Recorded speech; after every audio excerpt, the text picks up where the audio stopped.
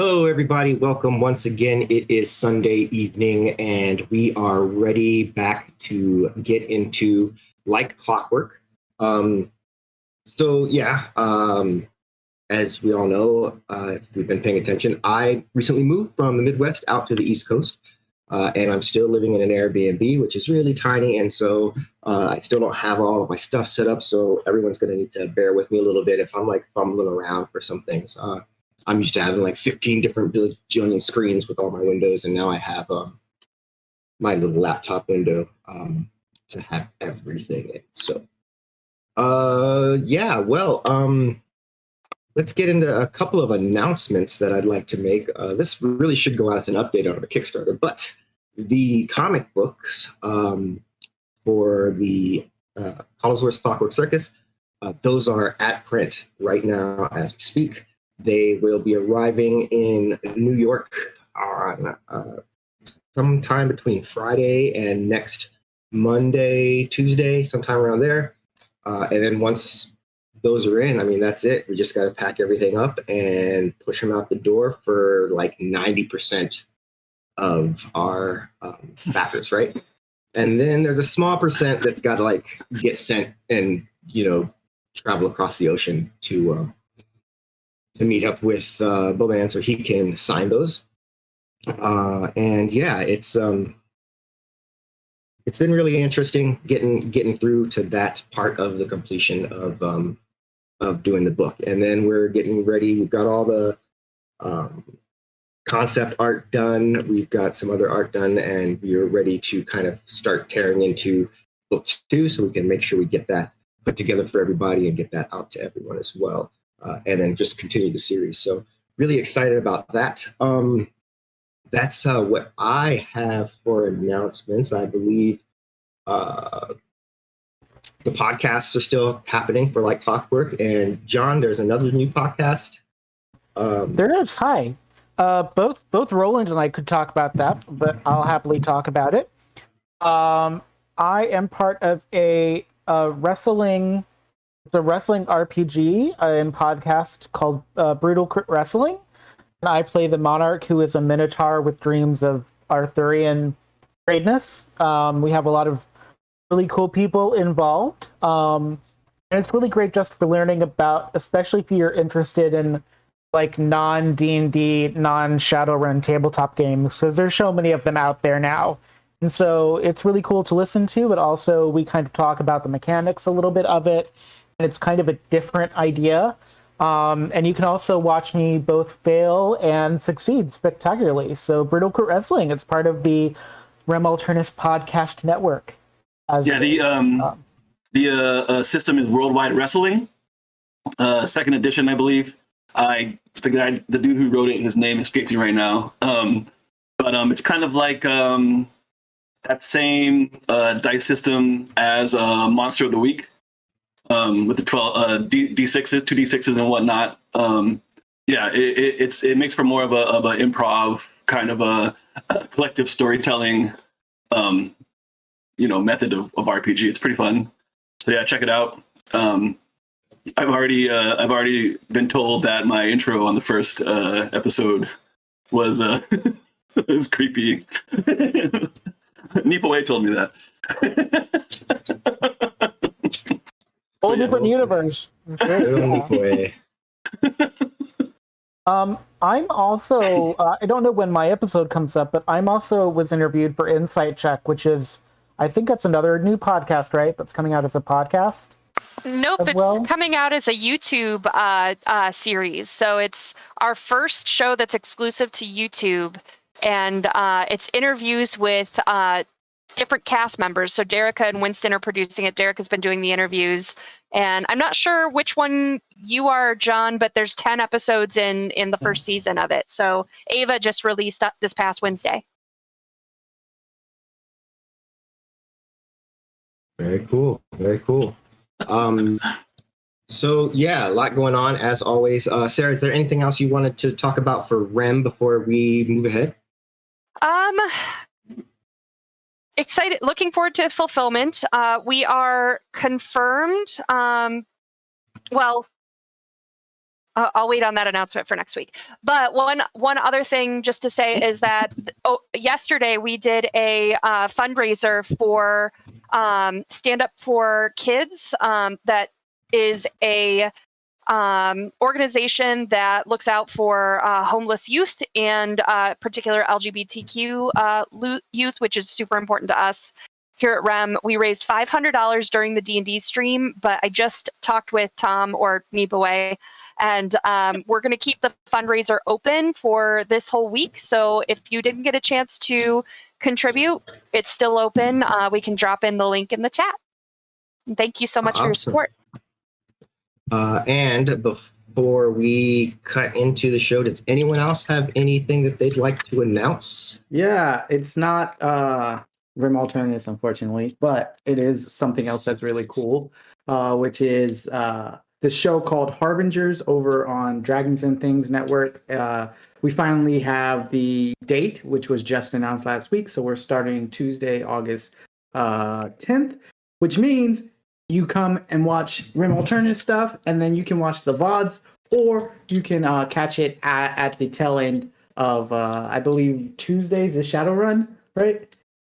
So yeah, support all of your friends, and that would be really awesome. But it's a horror-based game in the Savage Worlds game series. So if you're interested in that and want to know more, you can follow me on Twitter.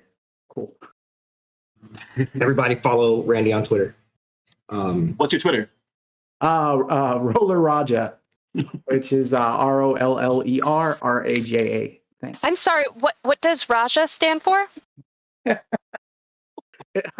We talked about this before the break, everyone who's watching. It's my initials. Raja, well, roller is from me liking the rollerblade when I was in high school. And then Raja, yeah, that's the best part. And then Raja is my initials. So Randolph Anibal Jackson Alvarenga. So there you go. I love it. All right. Well, so yeah, that's what we got. So without further ado, it's time.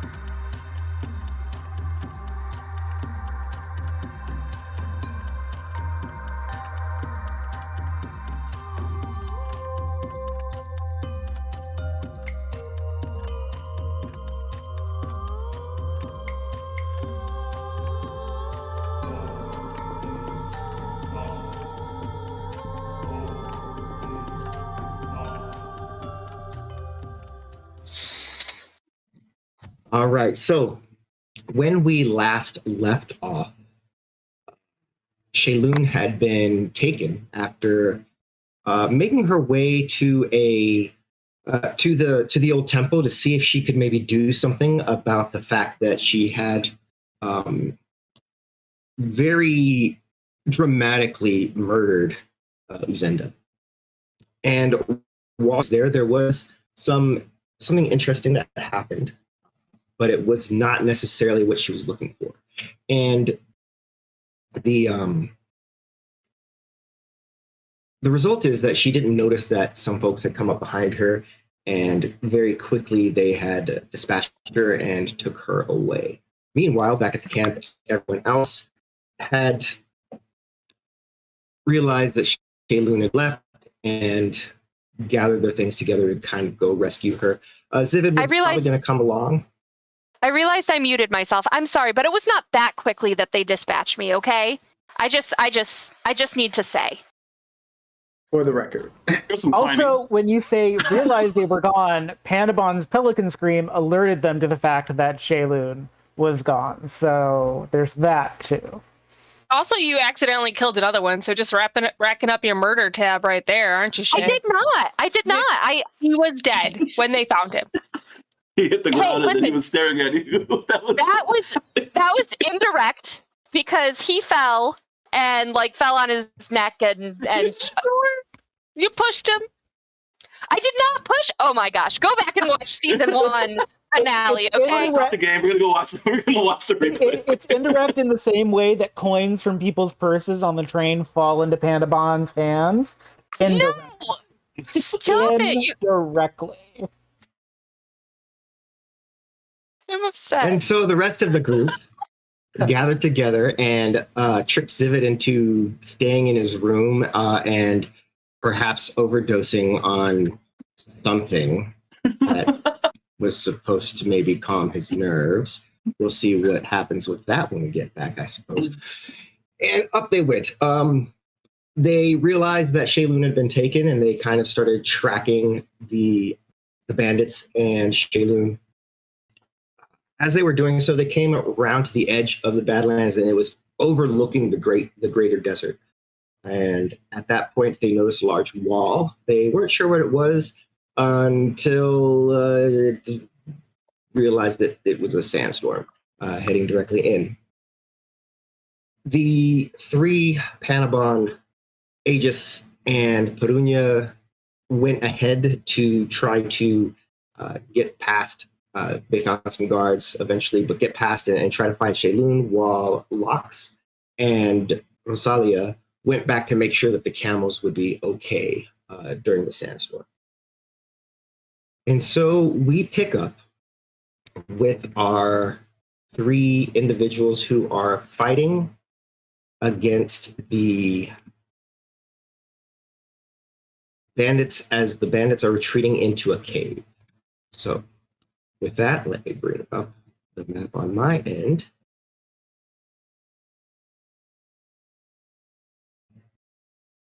Here we go. And according to our combat tracker, it's Panabon's turn. Great. I am really far behind. I'm angry at God and the sandstorm and everything. So I'm gonna dash forward to try to catch up with Perunia. How much? Okay. Dash?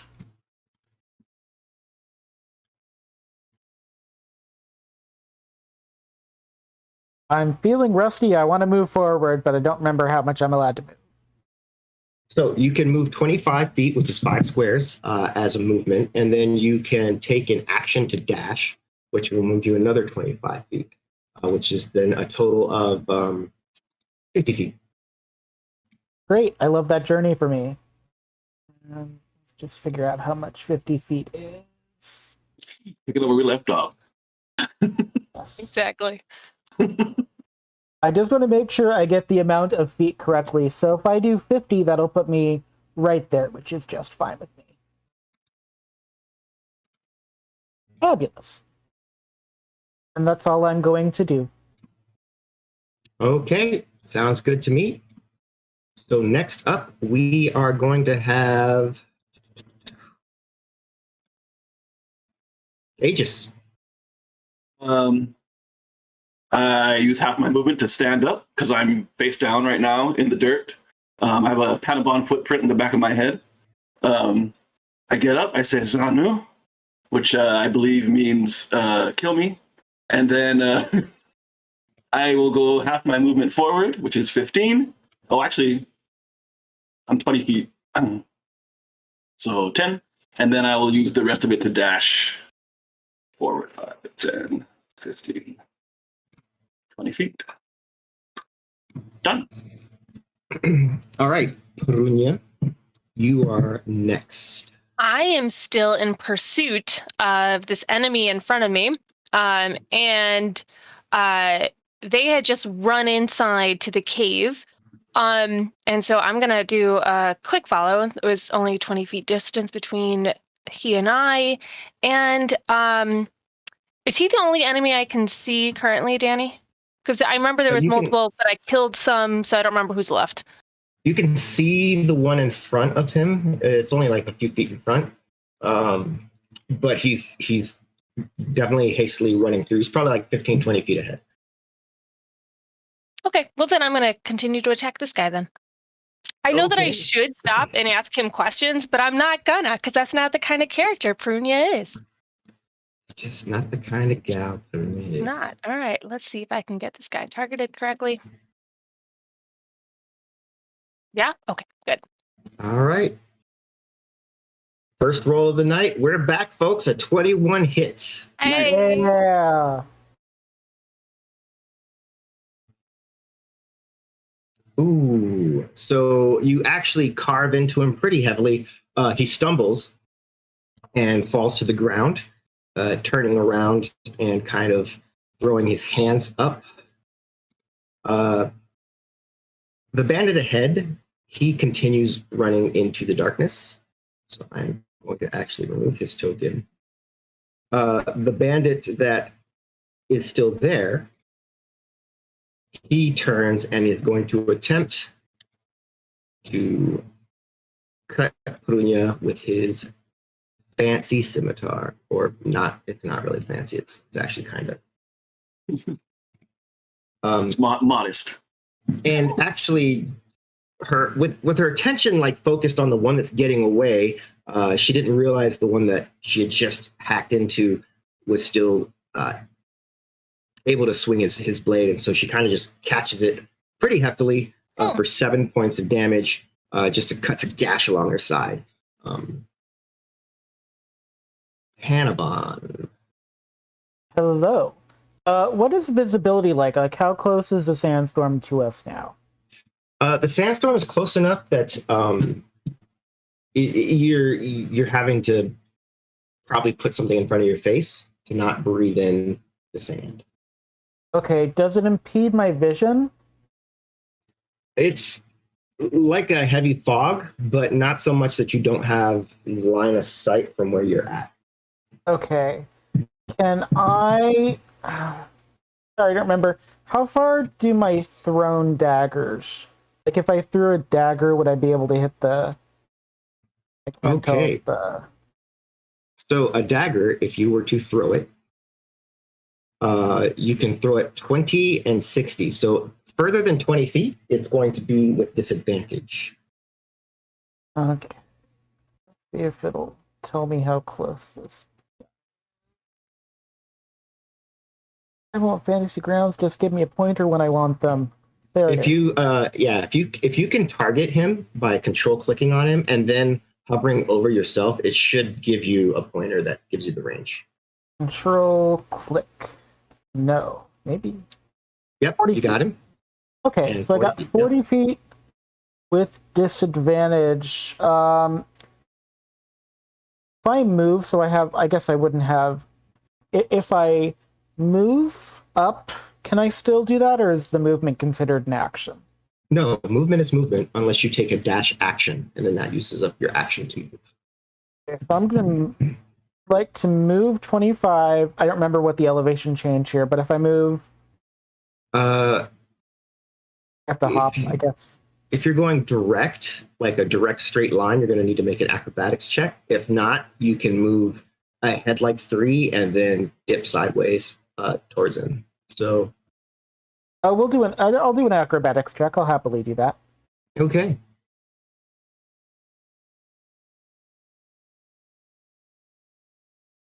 All right, so you are able to kind of skitter down into range. So you do not have disadvantage. You can throw the dagger. Okay, that makes me really happy. And that's the one with the little symbol, right? It's the dagger. Yeah, it's the same for you. So just whichever one's for the attack. That's a hit, and because you have a friend within 5 feet, that is with sneak attack on. Great. So I need to put my little man on then.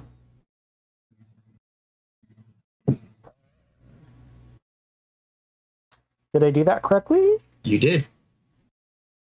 Did a little doodad there.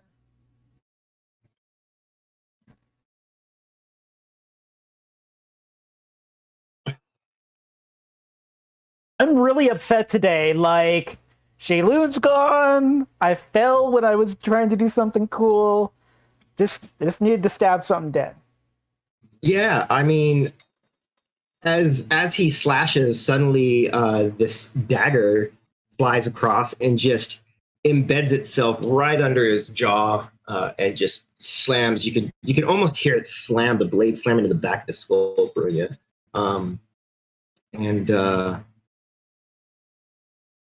Yeah, that's that guy is no longer for this world. I look back appreciatively. Thanks, Panabon. Ah! You just hear Panabon's pelican cry again. There's so much sand. It's hard to hear you actually right now, Panabon. It's weird. Probably blushing, actually. All you hear is do-do-do-do-do, do-do-do. Oh, okay, gosh, I got that linked. Damn it. Okay, so with that, you peer ahead, Perunia, and you can see that it's fairly dark in there. However, there's not really anywhere to go but forward. Is it Aegis' turn yet, though, before I take an action? Oh, yeah, I guess Aegis can have a turn. I mean, not that I care, but... So, this cliff area between me and Panabon, is that an incline or is that a sheer fall?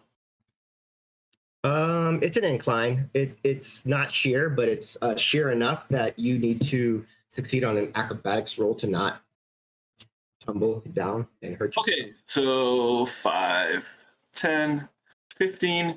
I take my shield, I throw it under my ass, and I sled down the side of this incline down to the bottom. But why though? We're running out of a sandstorm. It's like 5 feet. What, the drop? The drop is about 20 feet. Yeah, it's like 5 feet. So go ahead and give me just a dexterity saving throw. Cool. To Perunia, it felt like 5 feet. Cool. Oh. That's that dragonborn coming out. Mm-hmm. Hey, natural one. Oh. So you put the shield down and kind of jump on it to like go down, and the point of the shield does that thing that you want it to do when you're normally just hammering it into the ground. Is it catches, and then you just go whoop, and smash into the ground. Let's just change that dice color. You face plant for 9 points of damage. Yum. God. Are you okay? How much of his pride is hurt? Face down, you hear me say, I intended this. This is Perunia laughing, not just Alex. I guess I stand up with my bonus action. Your spectacles are broken. Oh, shit. It's the worst. I haven't decided how much that matters. That matters a lot. That matters a lot. Oh boy. Are they all broken or like just one lens? No, they're just broken. They're broken in half. And there's a crack across one. So like you could like maybe twine them together. Oh, okay. Well, I'm holding them in my hand. This would be a good time for someone to have mend. Too bad no one has mend. Too bad, yeah. I still have a gross finger. You could like do a nose bridge with like a gross finger, just like as a gross finger's in the ground, signaling us where to go in the cave. It's Since it is my turn, I'm gonna take a second wind on myself real fast because I need it. Do we need an Oculus Reparo here? Ooh, yes. That's pretty good. That was good. Yeah, that's pretty good. All right. So Aegis, you managed to get your feet, realize your spectacles are broken, and then the three of you kind of hustle into this cave to sort of get away from the worst of the sandstorm. And so with that, Jesus. let me bring up the next map for you guys. Dun, dun, dun. Okay. You have those. The sandstorm won't bother you. Locks. Oh, you're muted, I think. Yeah, I'm ready for the sandstorm. And that second win is amazing, Perunia. Good job on that. That's great. Well, since nobody, wants to be a healer, I felt like it was necessary. If you think about Panabon as like an anti-healer.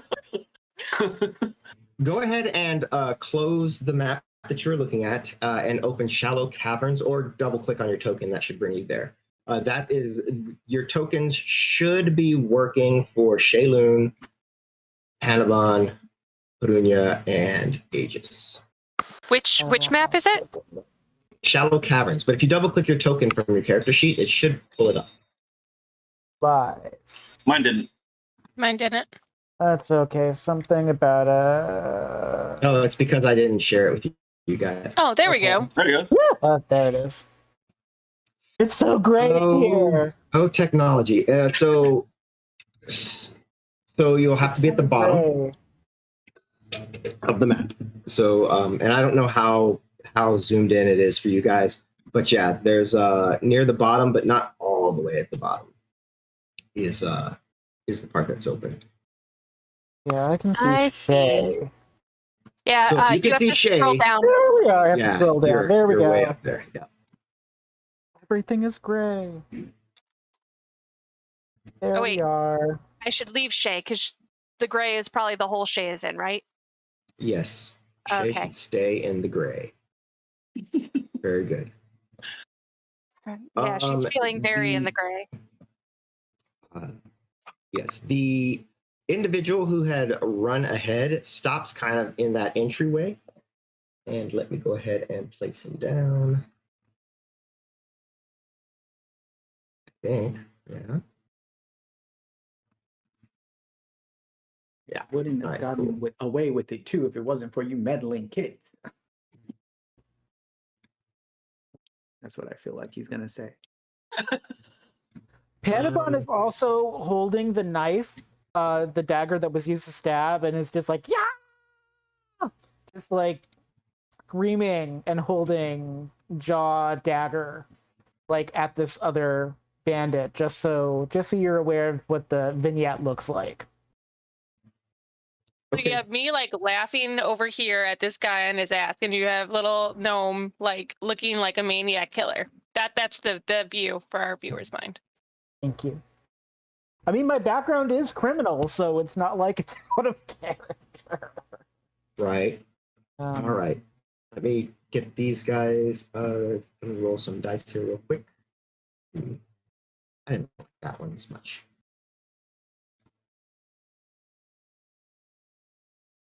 Okay. Great. Good job, guys. Yeah, the dice machine said you don't get a choice. I wanted to. There we go. Wow. But I don't know if that's good or bad. So that doesn't. I don't know. Like, should I be scared of that? Is that great? Is like, what does that mean? Okay. So as you enter here, let's get these guys in. These guys? We don't need these guys. Those are not necessary guys. This guy runs you up have a second win. And turns here as you see another larger bandit kind of stepping out of the opening, and another fellow behind. Go ahead and roll initiative. We're gonna have a new initiative with the three of you, as this is a changing encounter. Red's my color.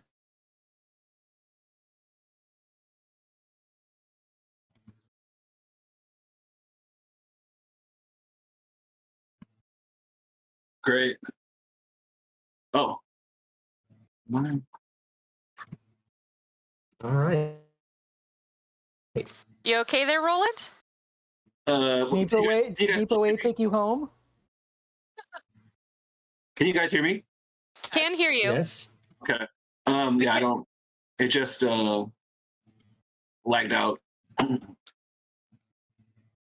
Okay. Well, you rolled pretty good on your initiative, so you're first. So now we're just gonna wait for you to come back. I'm gonna go ahead and take a moment of like shock. I can't see Do you know what my vision is normally? I have to look that up right now. Well, in light, it's line of sight. In here, it's about 60 feet. There's definitely light in here, though. It's not super dark. I'm gonna go ahead and reduce my vision by half just for having no glasses.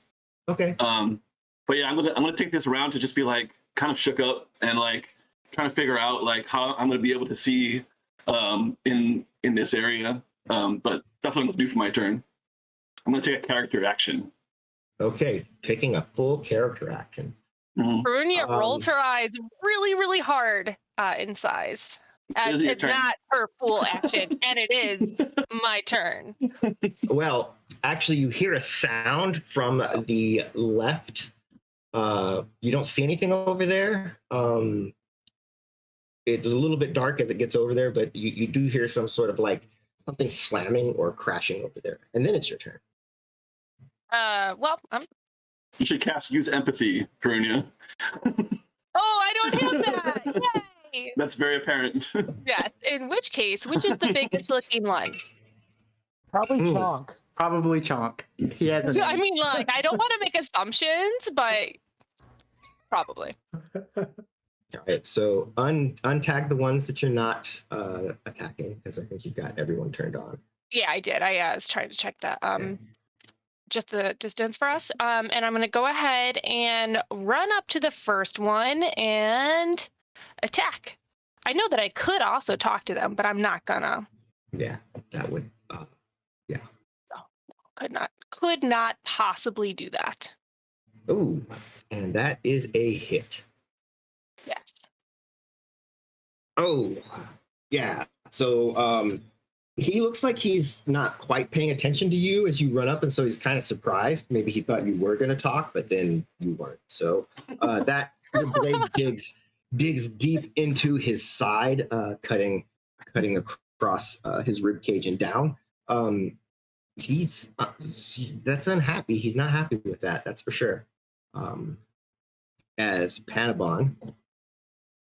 Probably not going to be happy with this. So I have a mechanical question because I don't actually know for D&D.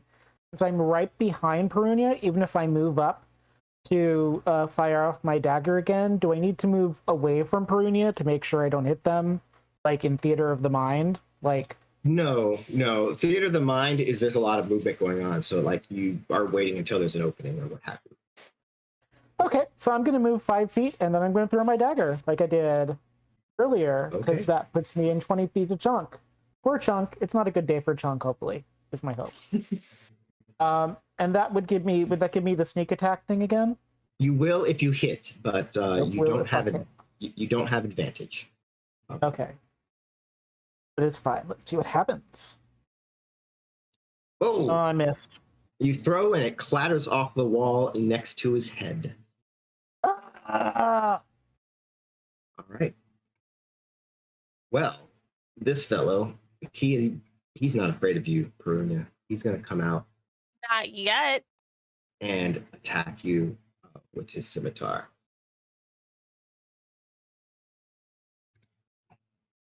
Invaders, he says in Shawnee as he slices into you for 3 hit points of damage. Emboldened by his new friends, the one that originally ran in here turns and also attacks.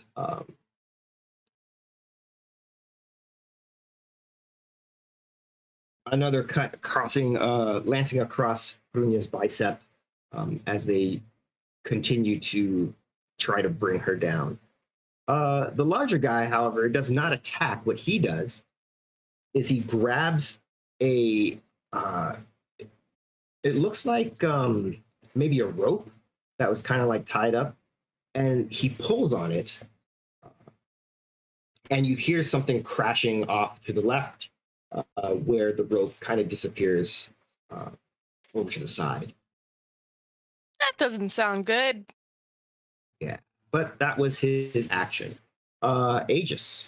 I take the one side of my glasses that covers my worst eye, and I just hold it up and try to peer into the distance. I see what's going on there, and I will move up my speed, 5, 10, 15, 20, And then I want to use my action to shove this guy in front of me back. What's that attack? Is it like a regular weapon attack, or I want to shove the guy back? So it's an attack with whatever you're shoving with. Shield. It's mostly just gonna do like a shield bash damage thing, though. It's not really gonna shove. Isn't shove like a regular attack action? It could be, but there's someone behind him. Back I'm bashing him to the side, out of the way. Okay, yeah, just make a roll a d20 to see if you hit. Just straight, no pluses. Yeah, as if you're making a punch. So it would just be like your mace attack roll. Oh, mace? Yeah, like as if you're attacking with mace. So that that's not have hit. Even with the additional Sorry, bonus Shay. of 3. Hoped you liked your life. Yeah, You're stuck here forever. That was an 11. All right. You're making it really hard to heal you, Alex. You're making it hard for us to win right now, okay? I'm going to purposely not heal Alex with my bonus action. I don't like that. That is not okay, Danny. I'm just letting you know how much not okay that is. So far, so good. Right.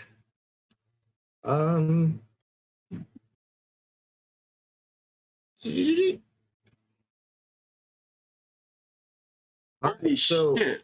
From the side, a exceedingly large insectoid creature comes rushing out.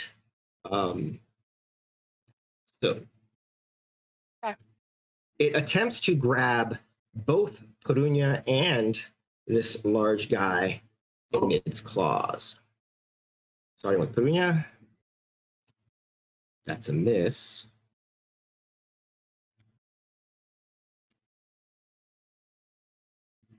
And then the other guy. Oof. Nice. So it catches and actually grabs a hold of him. He was kind of probably wanting to retreat after that. And since it's got him in its grip,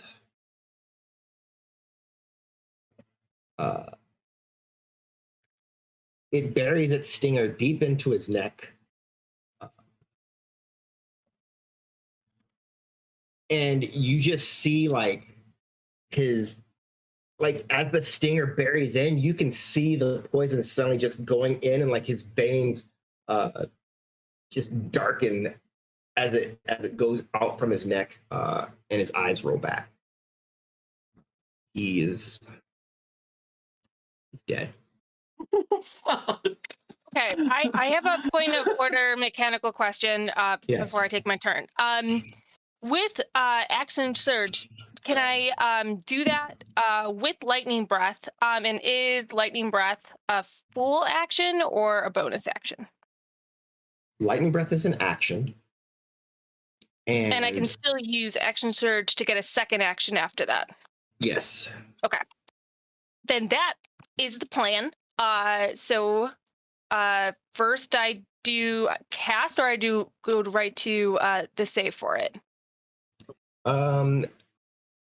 Also, did we up this when I up levels? Because it's still 2d6 lightning. Does that not go up to 3d6?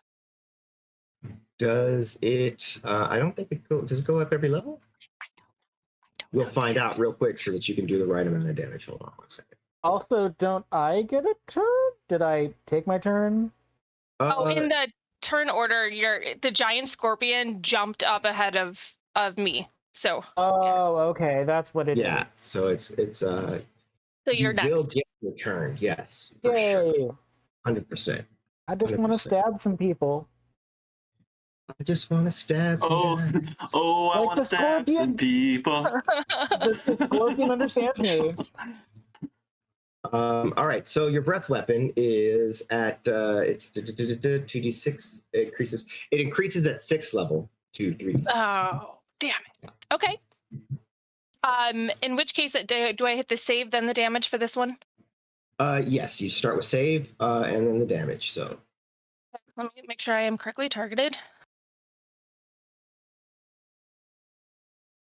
Okay, I gotta take Kronk off. Though technically he's still in the thing, right? So can I hit both of them? Well, you're going in a single direction, right? So it's a He's holding him. it's a straight line. I mean, the guy's dead. It doesn't really Okay, matter. well I guess it doesn't matter then. Sorry. Go Overthinking ahead. it. Go ahead. Yeah, Yep. you can just do that. Electricity courses through the dead body. And that's go ahead and hit the damage. Sweet. All right, so a little bit of lightning effect hitting the scorpion as the lightning kind of crashes over the carapace and then through the legs down into the ground. And it hits Chunks too. And then Chuck's like, he does a little like shake as well. Okay. And the scorpion drops him to the ground. And then it's your action. Yep, and then I'm going to take the action surge to use my greatsword. Oh, shoot. Why did that happen? Let me see. It says that you...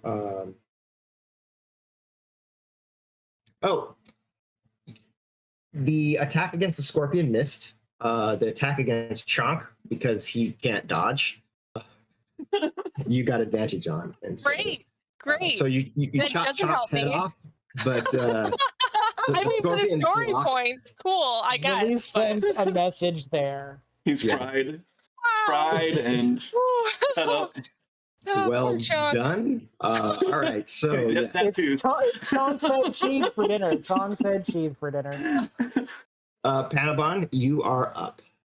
Okay, D&D question. Can I move diagonally, or is that not... Because it used to be that wasn't a thing you could do. I allow a diagonal movement. It's your... Every other diagonal movement costs you 10. Every other diagonal movement costs me 10? Mm-hmm. Yep. So your first one costs you 5, then the next one's 10, and then the next one 5, and the next one 10. Oh my god, let me grab my token. There we go. So 5... I could get here then. Right? Yeah. Probably. Yeah. And then I can stab this guy in the back. And at 5. You can attempt to stab the guy, yes. I'm going to attempt to stab the guy in the back. All right, so make sure you got him selected there. How do I select? Because Control and click on him. Okay, so that also selects. Okay. Yes. Oh, it does. Look at that. That's neat. Okay. Yep. And then we're gonna try and stab him with the dagger right in the back. Success. That is a sneak attack because you have friends. Fabulous. I love that. I have friends. Friends that I don't stab. Nice. Yeah. So much for that guy. It's their own fault. Bad line of work. All right. This guy, seeing what has happened and all his friends dying and the scorpion is there, he's going to attempt to run away. So that allows Perunia and Panabon each to attempt an attack of opportunity.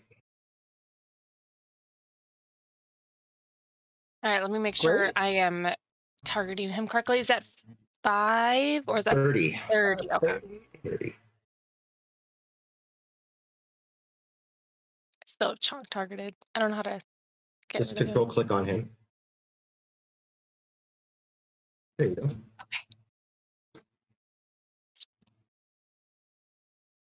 Ooh, that's a hit. Goodbye. Nice.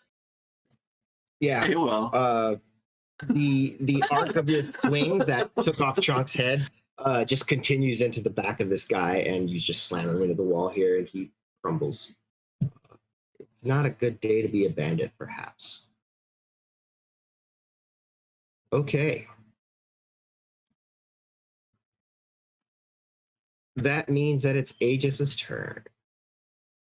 All right. Trying very hard to separate what Aegis would do from what Roland feels. I mean, Prunia is really saying these things, so Aegis can feel these things. I'm gonna slide in front of Prunia, and hopefully she is okay with moving back. Yes. Okay, would you move your token, please? No, you can't. You can't do that. Why not? Oh no. Are you using an ability? No. You I guess that's true. You That's cannot true. move onto a space. You can move through a space, but you cannot stop in a space. End of the face. That's true. I can't. I actually have a move in the future that can do that. So, yeah, I'll just go right next to her then. And then I will turn to Perunia and say, "Fine." And that's my healing word.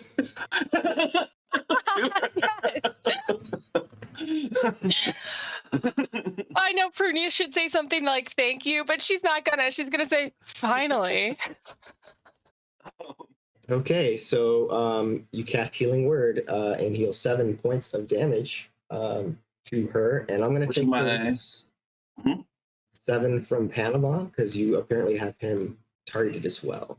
I just control. Oh, I see. Oh, okay. They appreciate that though. Oh, I was so happy. And then for my action,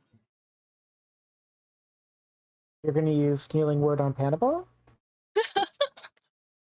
you're not in danger, are you? I don't think you are. I'm orange currently. I don't know how that qualifies, if that qualifies for danger for you, but I have orange numbers, and I don't think that's good. No, I'm gonna wait. That's fair. I did step on your back. I did pole vault off of you on the bridge. Well, I have So a limited amount of spells, right? And I have other ways of healing you. So. And there is a scorpion in front of us. Right. Is Scorpion dead? No. Not dead yet? No. I'm just gonna I'll take the dodge. Wait. What do I need? I have to remember what my yeah, I'll take the dodge action for now. I'll hold my shield up and take the dodge action. All right, so go ahead and activate your dodge action, and then it's going to be the Scorpion's turn. All right, dropping the guy and attacking Perunia. Intercept. Okay. And your interception is a reaction that you can take. Yeah. That allows you to impose disadvantage on the attack, right? Nope, it's a damage reduction. A D10 damage reduction. Okay. 13.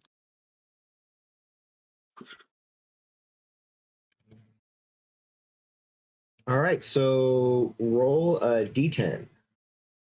Let's see.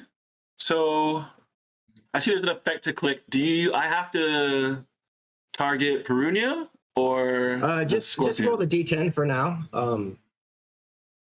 And I'll just take that back from her, and I'll look at like exactly how it works. Hold on, there's a +2, so let me look at my D&D Beyond just to be sure. It's not going to be in D&D Beyond. Why? No, the actual is in D&D Beyond. The actual like spell ability effect is what I'm looking for, just to be sure. Interception +2, 1d10 +2. So I have not seen one of this before. It's cool. So 5. So you did not take 5 of that. So and I'm going to rule that makes the grapple not happen as well in this particular case. However, it does have a second claw, nice. but it misses with that. Ooh.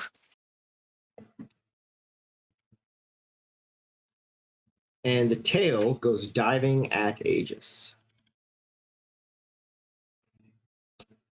Nice. Oh yeah, you have disadvantage. Okay. Perunia. That was cool. I actually slightly impressed. I head nod. Yeah. Okay. We can do this. All right. Let me get the scorpion back in my thing and not bandit 30. nice. There we go. There you go. You crack your sword into its carapace. It does a little scorpion squeak. What does a scorpion squeak? What does a scorpion squeak sound like? Yeah, I think I think we need the that. example of that.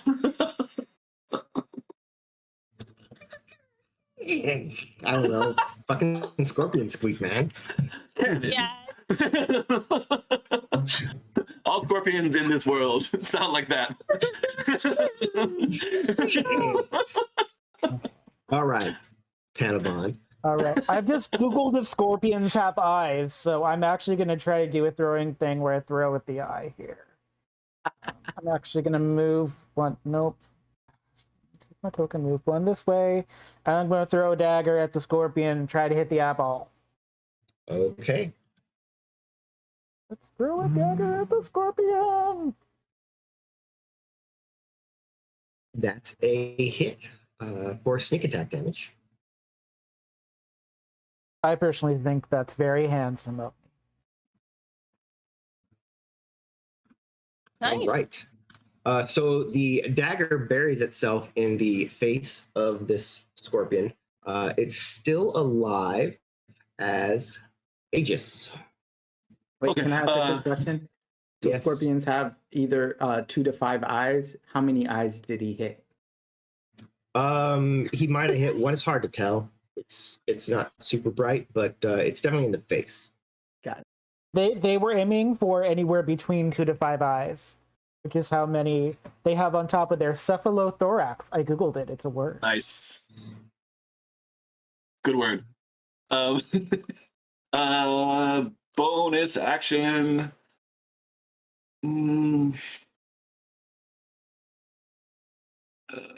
Spell economy. Oh wow. Nipue has some facts about scorpions. I love that. Thank you, Nipue. No, is it an action or is it a spell?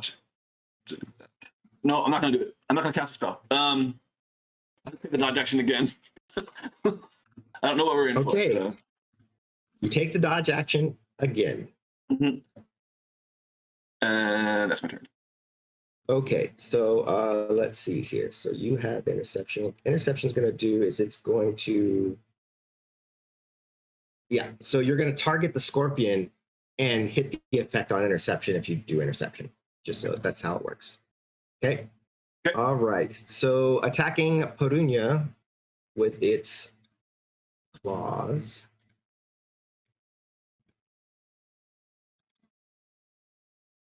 That's a hit. Intercept. Jeez. Okay, so unselect yourself though. Target yourself. Control clicking yourself. There you go. All right, hit the thing. Let's see if this works.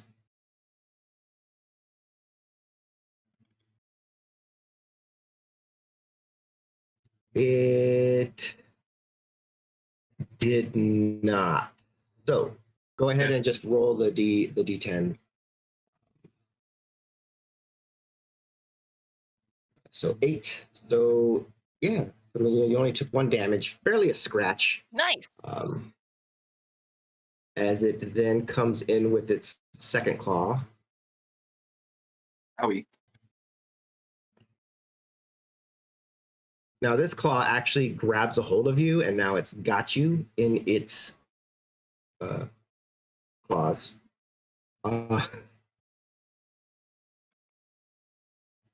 And the tail comes down, but it misses. You are now grappled by the scorpion. Now, grappling, if I remember it correctly, I could still hit the thing. I could choose to either ungrapple myself or continue to stab at the thing with my hands, right? And my sword. Yes. Well, stabbing is also one of the things I do, not just Panabon. So let's stab down into the thing. Stab Right. that scorpion. Attempting to drive your blade into the scorpion. That's a good hit. Yeah. Get some. So, the scorpion gets some, and it is Panavon's turn. All right. Oh, if it ain't broke, don't fix it. So let's aim for the other eyeball. So you pull out your third and final dagger and throw Third it. and final dagger. The next one is just gonna be like, I'm just gonna have to go back and get the dagger, but I have daggers. So yes, okay. So Sweet. There you go. With the sneak attack. Ooh, I got an inspiration. I'm not going to use it, but thank you so much.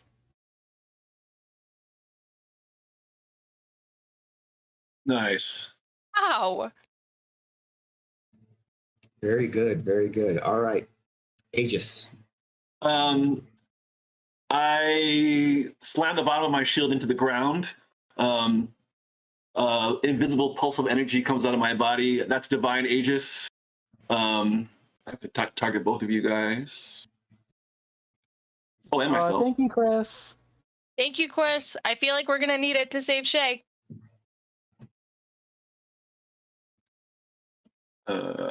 Divine Aegis. Hopefully that works.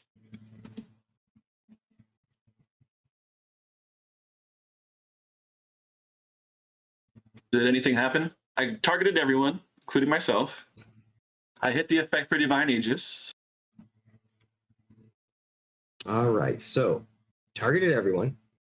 You hit the effect. Well, the effect is just self. So then you hit the heal button. The heal. Ooh. Right. Cool. So the reason you're going to target yourself with Divine Aegis is that sets a counter. So every turn the counter will go down one, so you'll know like when to not push it anymore. Okay.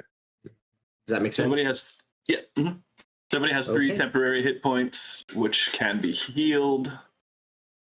Oh no, they come back every turn, right? That's what it is. Not that they can be healed, but they come back in their own. Basically, yeah.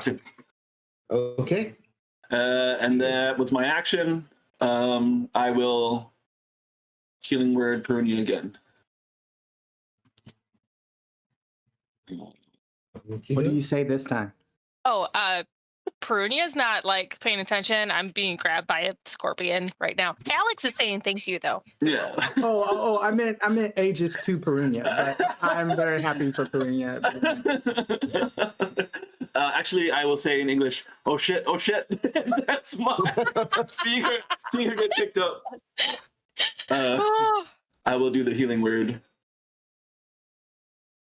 Thank you. All right. There you go. Let me check something real quick.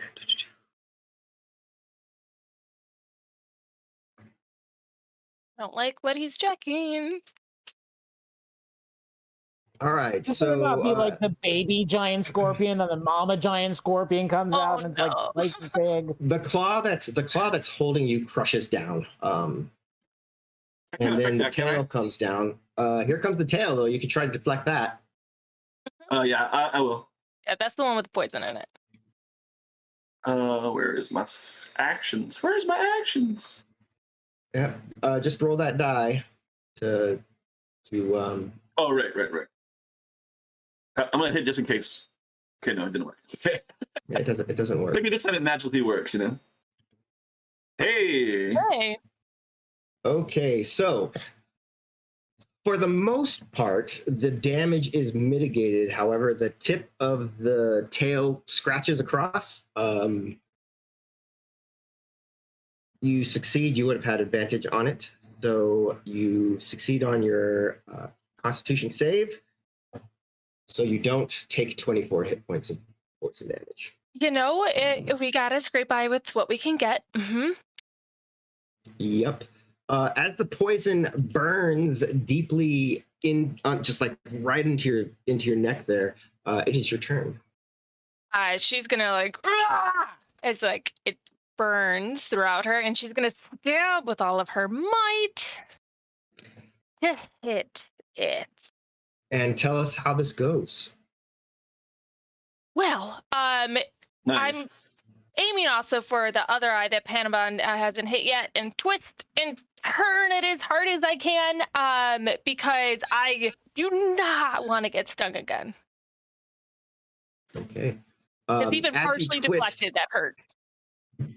As you twist the blade and just kind of like wrench the wound open,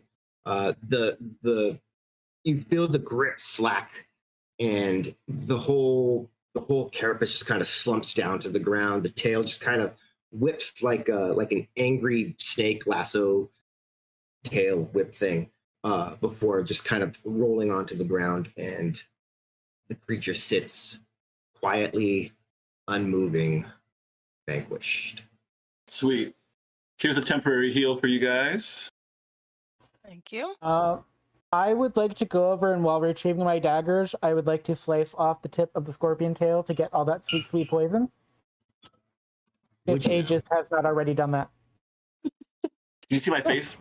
I can't see your face, so I don't know what your face is doing. I'll just trust you. Make a survival test. Oh, I don't like making survival tests. Maybe this was a bad idea, but we'll see what happens. You hack off the end of the stinger. There's a lot of ichor that just kind of dribbles out and everything. You don't know if it's just like scorpion ichor or what it is, but you have the stinger. It's a possession of yours now. That makes me very happy. With the enemies here fallen, you peer down the rest of the tunnel, wondering how much more you're going to have to go through before you reach Shaylun. And with that, we do come to Shaylun. Before we slide away, I can't remember if I have already bandaged Karuni or not. No, today. not yet. No? Okay, you'll take that heal as well. Thanks. Actually, both of you, I'll bandage the both of you. I think I'm down to like one more kit though after this. Okay. Oh no! Yep, one more kit. So. All right. Thank you so much. And I should have 3 more TMP as well. I should have 6. They don't. It stops It's at the 3. same 3. Yeah. Yeah. Okay, I understand. Whenever you get new temporary hit points, you get or keep whatever's higher. So, Okay. all right. Shaylun, as you are down in the pit, you hear a voice above you. It first calls out in Ishani. Hey, you.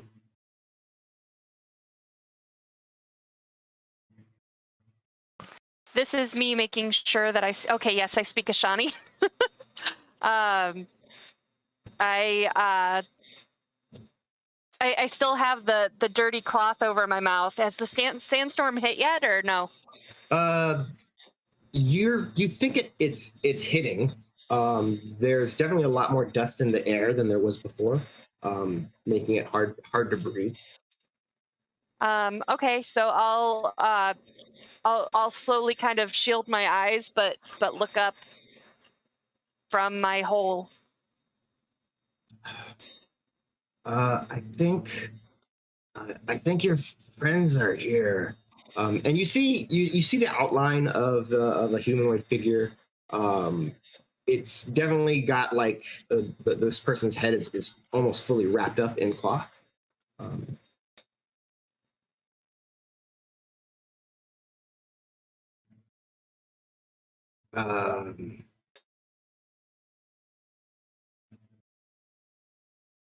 Maybe you could tell them to stop. They're killing my friends.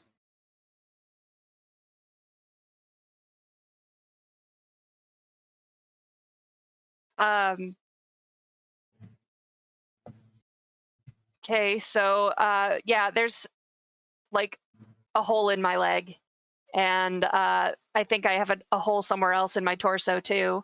So I'm in a lot of pain. I'm in a hole. I'm breathing in a dirty cloth. And I've got super feelings.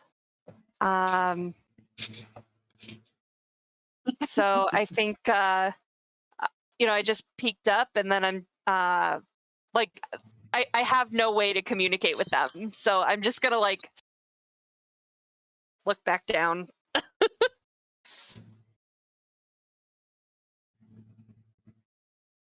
Hey, stupid.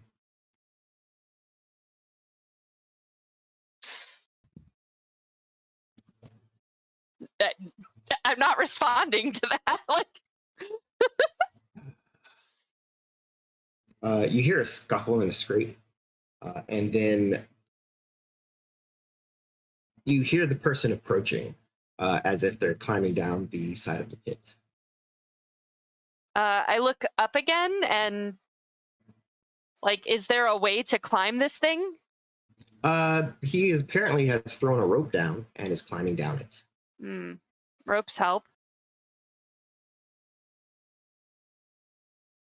Well, no,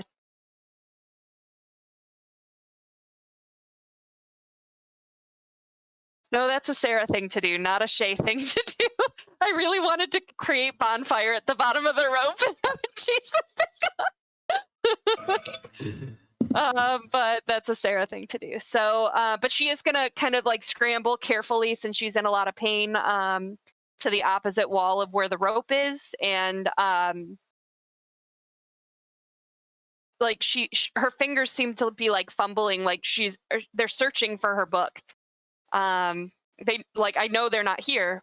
It's not here. My stuff isn't here, but like it's what my hands do when I'm nervous. So that's what I'm doing. All right. So he gets to the bottom of the rope and turns. Looking at him, even in the haze, you could tell that this person is younger than the others. Still, I mean, you mostly can tell because just like he's sort of thinner. His shoulders aren't as broad as some of the other men, but he is as tall as the rest of them. And he kind of crouches up towards you. If I get you out of here, tell your friends to leave.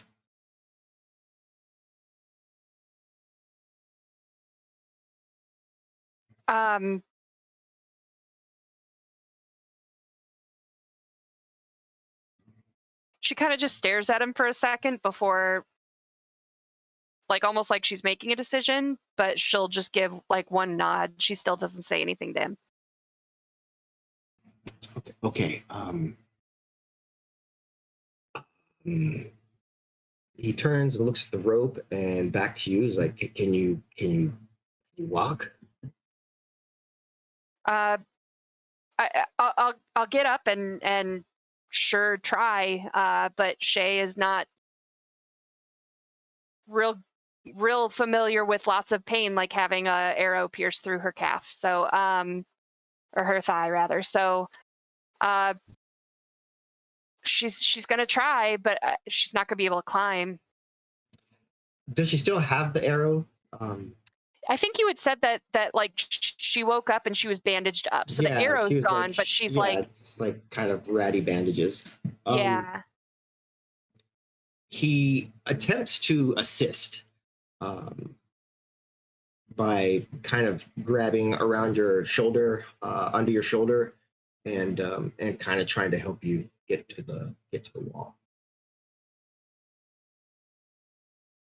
I kind of recoil, like I don't want these guys touching me, and also like I want to see if I can actually walk on my own.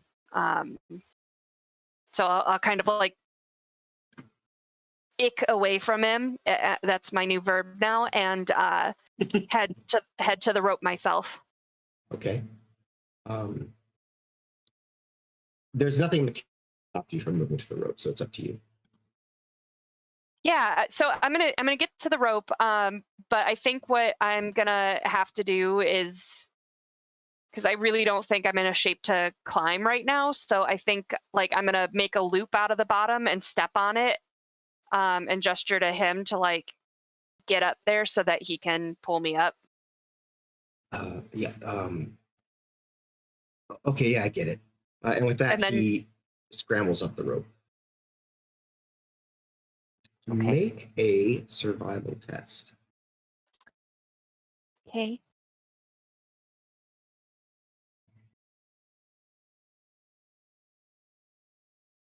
Okay. You hold on to the rope, and he starts pulling you up. You get about halfway when you feel the knot around the foot unravel and come undone. And just make a quick athletics check and see if you tumble back down into the hole. Oh, that's gonna be real bad for me. Athletics? Oh, okay. Well, not bad. With my you manage to -1. hold tight to the rope as he drags you the rest of the way. And actually, like, the rocks kind of drag across your knuckles a little bit too. And when you get high enough, he actually reaches down and grabs the back of your shirt and just kind of hauls you the rest of the way up. And then he I whimper a little bit. I whimper a little bit at the pain everywhere. And then, but like as I like hit the ground, I'm gonna go just quietly. Where's my book?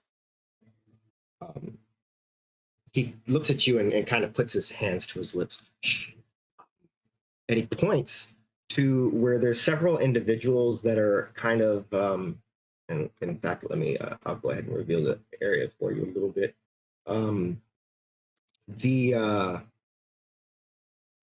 Mask mode. Okay. So yeah, he points over to where there's an exit, which is over here. And you see several individuals over there. It looks like they're tooling around with something, pushing some rocks kind of ahead, etc.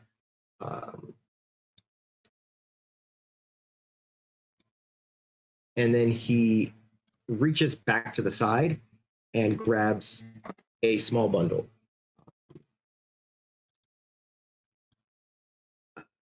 Here, we're gonna have to go around. They're not just gonna let you go. I gesture at him to like show the way, but I'm also rifling through the bundle to make sure everything's there. Yeah, everything is there. And he kind of starts leading you directly south. There's like a large crack in the wall here. Oops.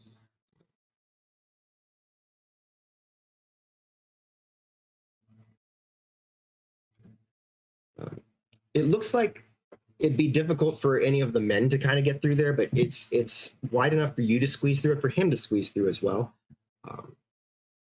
As he starts kind of leading you in through this tunnel.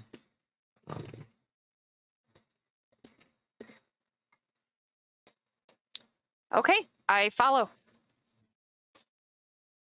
He says, as he's pulling ahead, he's like,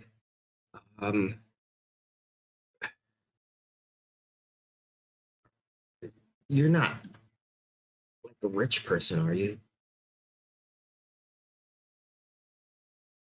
I look down at my dirty, ratty clothes and torn cloak and like my satchel that is all that I have in the world, and then look back at him.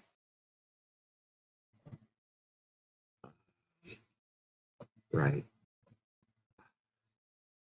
Okay. And then he just kind of continues leading you through the tunnel. With that, we are going to move now back outside to where Rosalia and Lox are with the camels.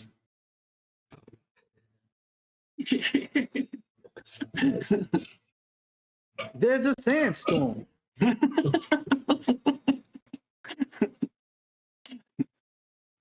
All right. All right. So with that, you're kind of like getting the camels down. They're used to sandstorms, really. So you just kind of get them to bed down, and you know, you just get everything kind of covered up. And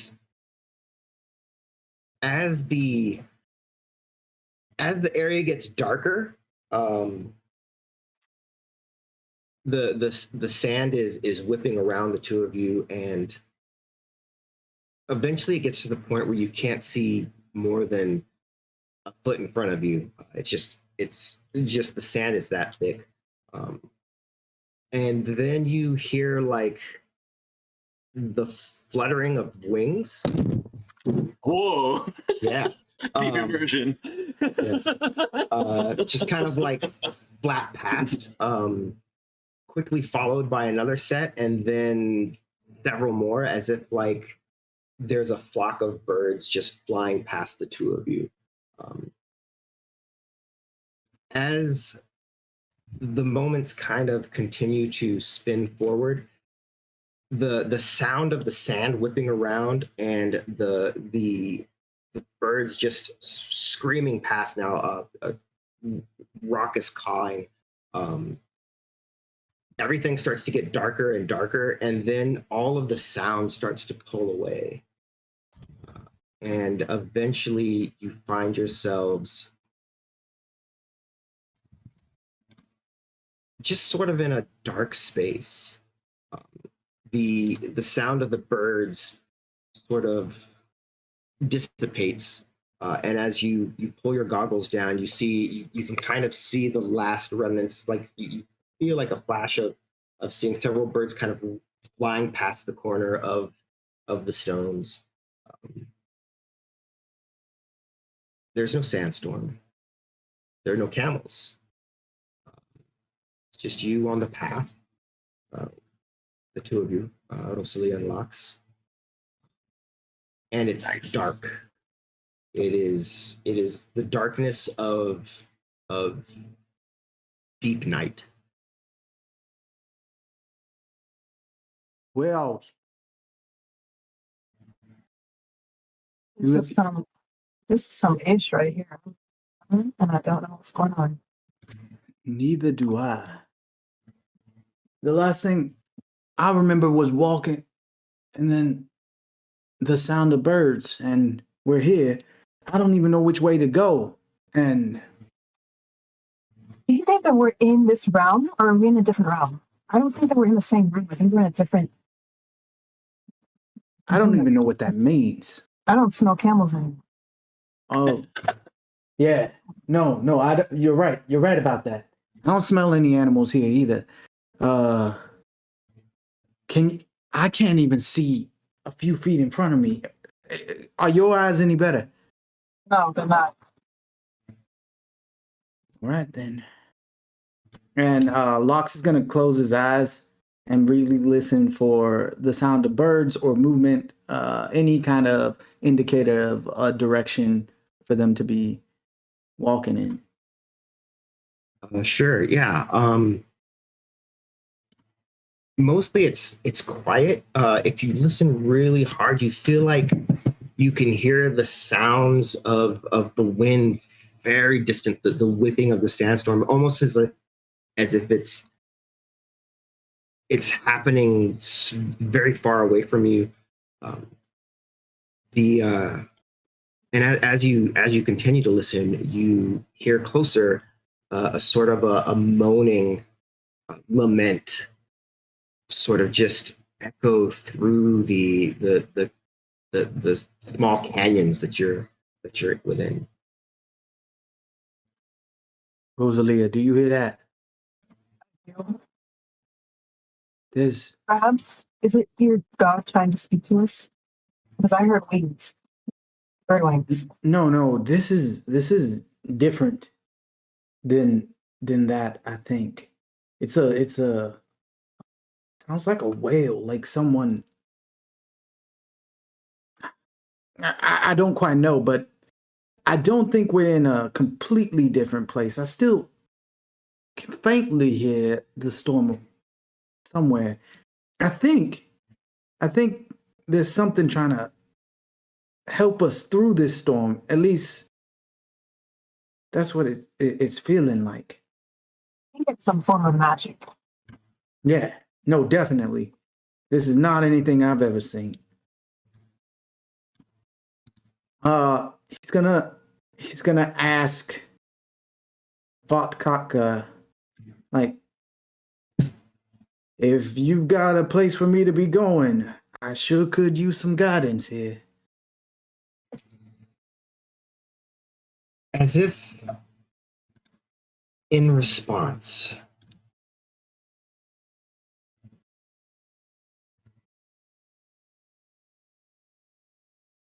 lights appear just ahead of you, deeper into the caverns, and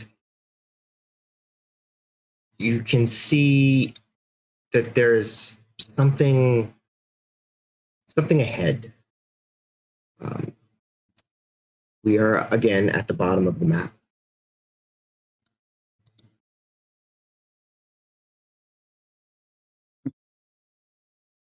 Yeah, Rosalie, I think you had a point there. I think something's trying to help us. I can You see that? a little You see bit the better. lights? Yeah. I guess we're supposed to head that way. And he takes a few tentative steps forward towards the light. I don't know. This just reminds me of like when people go towards the light and then they get. I mean, it happens a lot in my world. Lights don't mean good things, but if you insist, we can go towards it. Whoa. What did you say they mean? Where are you from? Usually not a good thing when you see straight lights in the distance. Usually means that you're about to get eaten. That's fair, but so is getting trapped in a random amount of darkness also something that's normal where you come from? Well, yes, but if you feel uncomfortable with this, we can go forward. I don't know. I just know that when I think still in this sandstorm, I don't think staying put is necessarily the best thing. We got to get out of it. I know storms. I don't know magic, but maybe those lights are at least out of the way of all of this. So, Geronimo. No, I don't know this Geronimo, but let's go forward. All right. You don't have to move very far ahead to see that the lights that you saw are the entrance of, it's hard to say. Perhaps at one time it was a village, an outpost. It's dark. There's the crackling of a small fire. I think there's people there. I think we should sneak up on them and see what's going on. If there's no fire, there's probably people or beings. Definitely agree on that. And I guess we go stealthily forward. Do you want to flank left, I'll flank right, and maybe just like circle them? Yeah, I like that. Okay, let's do that. And what's the signal? Like if there's danger, what's the signal? I can't whistle, so we have to find something. That's the signal? Yeah. Okay. All right. I'm not a good bird, but I'll try. All right. And if something goes wrong, Geronimo. make the sound of a okay, fine. Geronimo, and that's really gonna screw us because they're gonna know there's people. All right, I let's mean, do it. if something's gone wrong by that point, It doesn't matter. All right. Okay. All right. I'll take right. So we're take flanking on opposite sides of this, or the best that we can, sneaking around to the opposite sides of this, so we can. Yeah. Okay. Go ahead and just sort of you can move your tokens. Well, once the map clears, it's revealing more, so it's taking a moment to do that for you. But once that's done, and you can, just go ahead and sort of move your tokens around as you need. But moving into this area, it's very hushed, very muted, if you will, the sounds, but you can hear weeping, perhaps the sounds of many people weeping. But you can't make out exactly where. Whenever you turn towards it, the sound seems to fade and then sort of come from another place.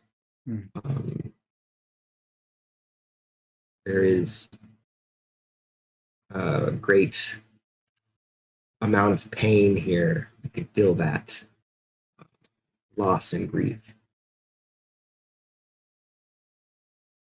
It's the fire. Oh, finally. I just loaded in. Cool. All right. You go ahead a little bit further, and then where the fire's over there. Yes. Okay. To the right. Uh, My screen. Oh, my screen is like way small. Yeah. I think it's to the left of this like map. So Nice map, Dan. yeah, this is really cool. Hey, so Danny, I see a house, like the ruins of a house on the left, or looks like like some it. buildings. How Mhm. big is the rubble on that side? It's almost like it's not so much rubble as it is that there seems to be, and as you move forward, the ground is soft. It feels very much like it's been recently dug up and then refilled, and you kind of get a sense that these are all grave markers, and it's almost just haphazardly placed throughout. What is All right. what are those it looks like in that big pile? What is that? Hard to say. As you move closer, there's stones. It looks like maybe a statue that has crumbled over. There's cloth that is ripped and torn and fluttering in the wind. It's a large mound that is again covered seemingly with gravestones. And how many? Well, can we see any people around the fire yet, or are we still too far? You can't make anybody out around the fire. You don't see anybody. You don't see any movement. Right. Before Leah gets too far, I'm just gonna try to make eye contact. Sorry, Rosalia gets too far. I'm gonna make eye contact and be like gesture to come back a little bit, because if there are no people around this fire, then we probably want to stay together. I would say, because they're probably gonna jump out and get us. And so I guess he's gonna like hurriedly sort of do the stealth run. Really? Which way do you want to go? Do you want to go I think we around should stay the together. pile? Yeah. So left or right? Right. Oh, Yeah. so this way. Yeah. You know what it sounds like, Lox? It sounds What? like elven music, the weeping. Really? Can you make out anything they're saying? It's difficult to make out any particular words. Mm-hmm. But you do hear the tones of ancient Elven interspersed throughout the cries, and looking at the constructs around, they're not exactly similar, but very much have the feeling of Elven made buildings and Elven made walls and fences. Kind of feels like this was once some sort of sacred elven place, because I can hear the music. I can hear like I can hear the substance of the music, but I don't know what they're saying. So maybe the language is like older than the language that I know, but they're definitely work here, and it definitely reeks of magic. All right. If that's the case, if we're in your turf, I think I better follow your lead. So I'm right behind you, but I don't want to mess up with any elven, sacred magic-y stuff. So lead away.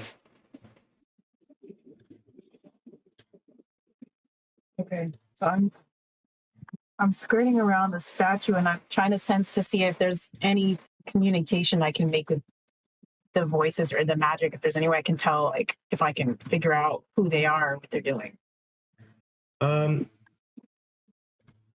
Definitely, you can hear you can hear the crying and the weeping. As you move through, you faintly think you hear someone kind of beseeching in their pain and their wailing. They're asking. You get a sense of the question, why did you leave us? Oh, Docs, this isn't good. I'm hearing them say, why did you abandon us? They're crying about abandonment.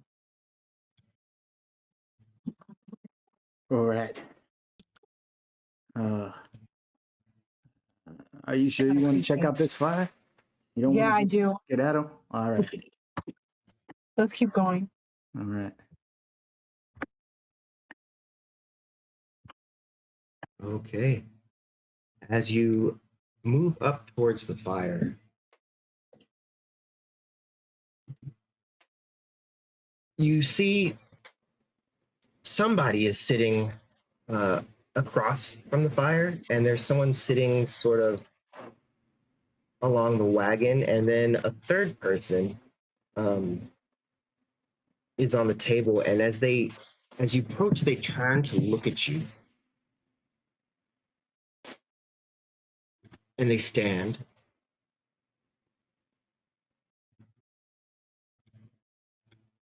And then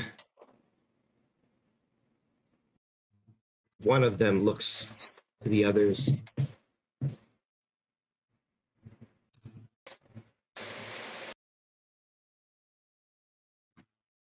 The followers of the Veshkiri. You've come too late. And with that, they rise, and they pull their blades and begin to advance on you. Fuck, I knew it. I knew it. With that, we are going to take a quick break. And when we get back, we'll see what the encounter looks like. All right. Geronimo. I like your friend very much, Docs.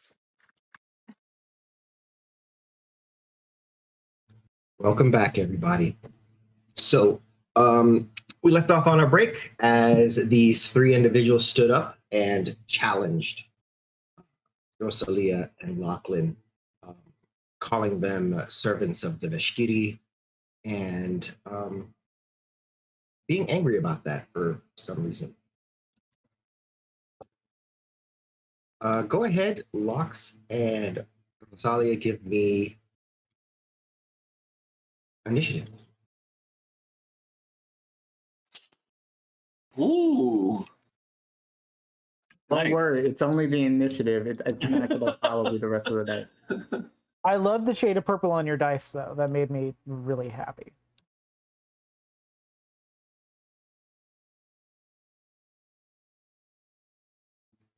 All right, and then Rosalia. Which one is initiative one? It's on the front page, in the middle. The main tab. Yeah. Oh, okay. It's not INT, it's INIT. There we go. Initiative, ain't it? Right. In it. Yes. Yes. Initiative. All right. So, given that they telegraphed their actions completely, you are first. So Lox looks over at the people standing and goes, Geronimo, and then just like pulls out his pistol and is gonna do an Eldritch Blast at Elf Specter number 2. Well, I guess I'll move up a little bit so I can get a better shot. So it's been a while since I've done this. This is fun. First, actually, before I do that, I'm gonna do a hex on them. Okay. So hex, followed by Eldritch Blast. So, Ooh, hey, there you go. all right, and then Well, so you just take aim and Geronimo Geronimo is apparently the word. That's the word, yeah. I wonder what this episode will be called. Rooting, tooting, shooting for sure. Yeah. So yeah. I feel like someone would want me to say that. Rooting, tooting, shooting. I think instead of shoot. You gotta spin your gun between shots. Go ahead and give us that damage. That sweet damage. I pressed attack. I guess it didn't. You did. You gotta press the damage button now down next to. There you go. Got it. All right. That's on a crit. No, because you pressed the attack button. And so it took the crit off. So I'm gonna do an additional 16 to that. Oh. So there you go. So yeah, so you did 19 damage instead of that. Yeah, boom. So it kind of gets rocked back a little bit. Do you want to move at all, or are you content? I just move forward like 10.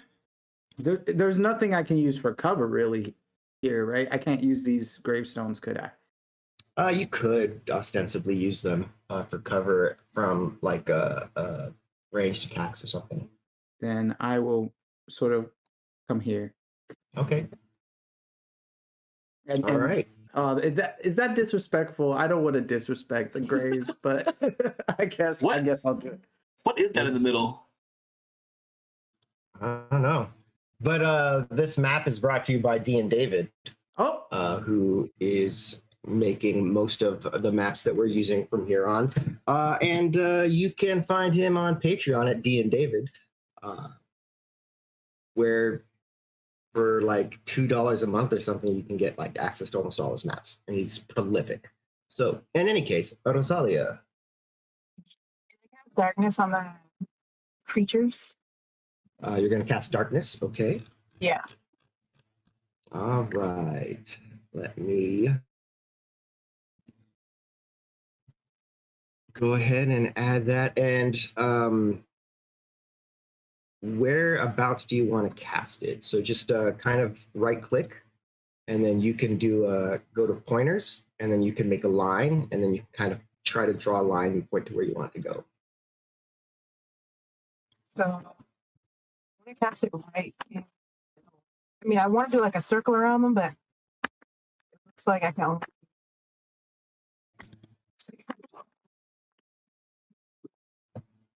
I don't know. I see draw a circle. Yeah, you could do like, you can have it draw a circle, and then you can kind of put it where you kind of want it to go. And yeah, there you go. Okay, so that's where you want it. Yep. That's where we'll put it. See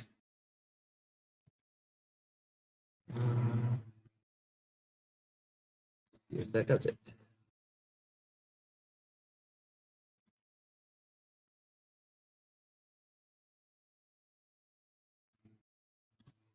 That is definitely not the right size.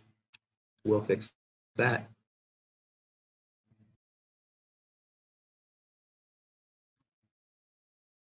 Darkness kind of looks like a creature. Oh, wait, no. Never mind.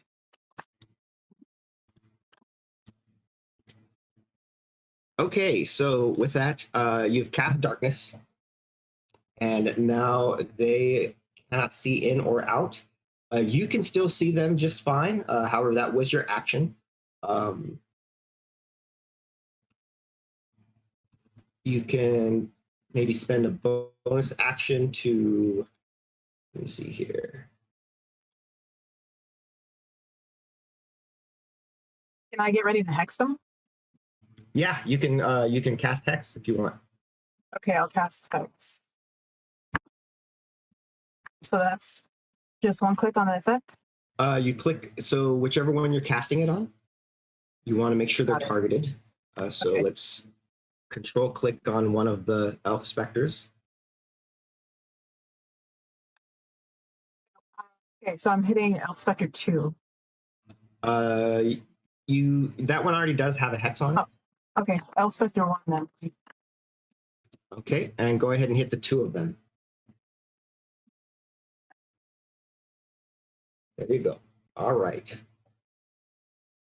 All right, so that's your turn. Do you want to move at all? There's nothing for me to jump up on. So, no. All right.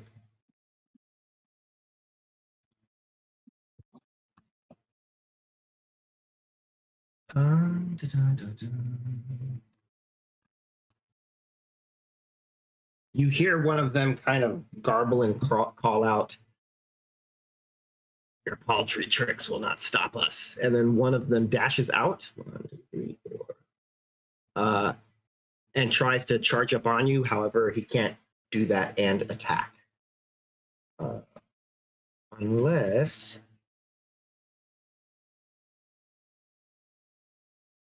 Actually, he can. He can make one attack against you with his bonus action. And so he swings the blade high and down.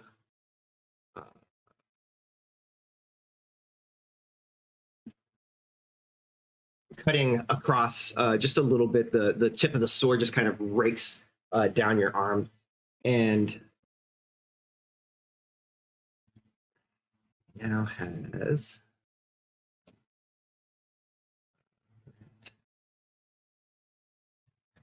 attack. All right. The next one dips out and is also going to attempt with a single bonus action to attack. Block. That is a miss.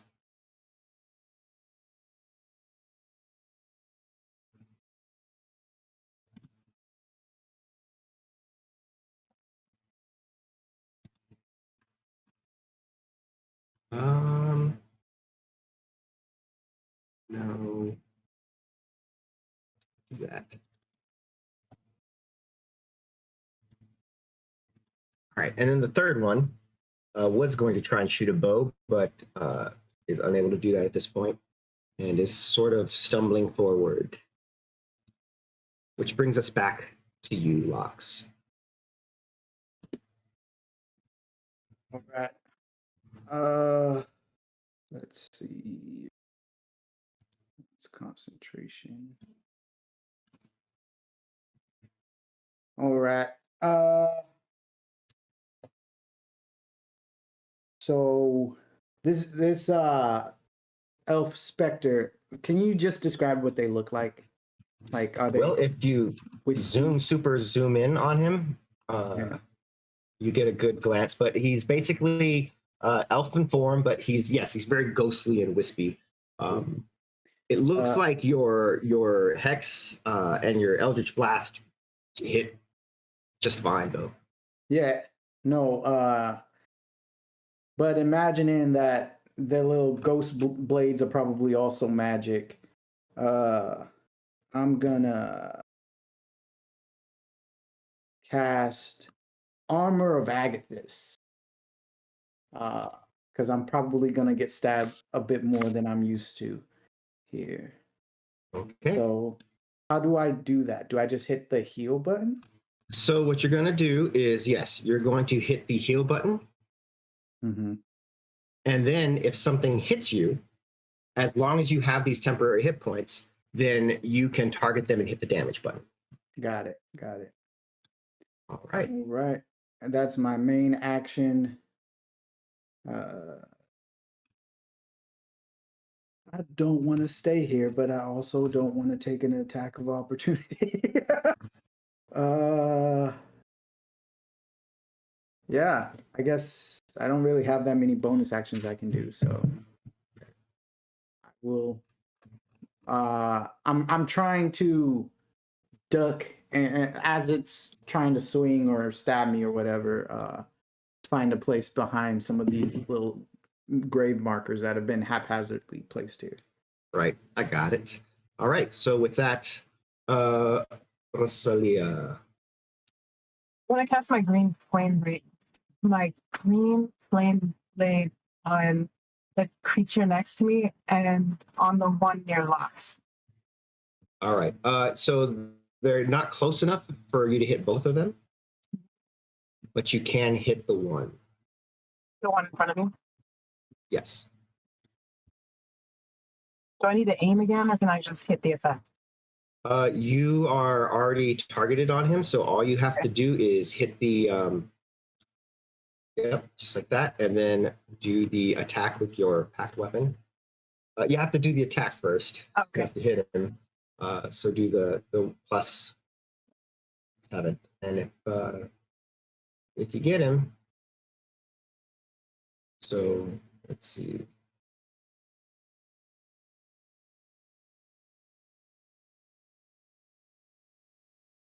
So +7. So up here where it says packed weapon, yeah, there you go. Yeah, so that was a hit. So you did hit him, and he does take that damage. All right.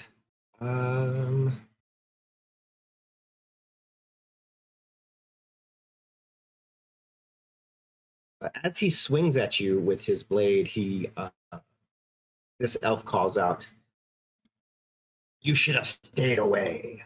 And you dance back, missing. He misses you and kind of hisses between his teeth. The one in front of Lox is trying to swing through your cover. Does manage to hit. So you can you take a little bit of damage, but then you can hit the damage button on that. Yeah. And so he, as the dagger comes in contact with Lox's shoulder, there are just these icy sort of feathers that sort of fly off of where the wound is and sort of latch onto the person's arm, which has like slight frost, like caking up on. Right. You also could, if you want, you have a spell slot. It would cost you a spell slot to cast it, but you have Hellish Rebuke. Yep. Wow. I do. Yeah. Yeah, I'm going to do that.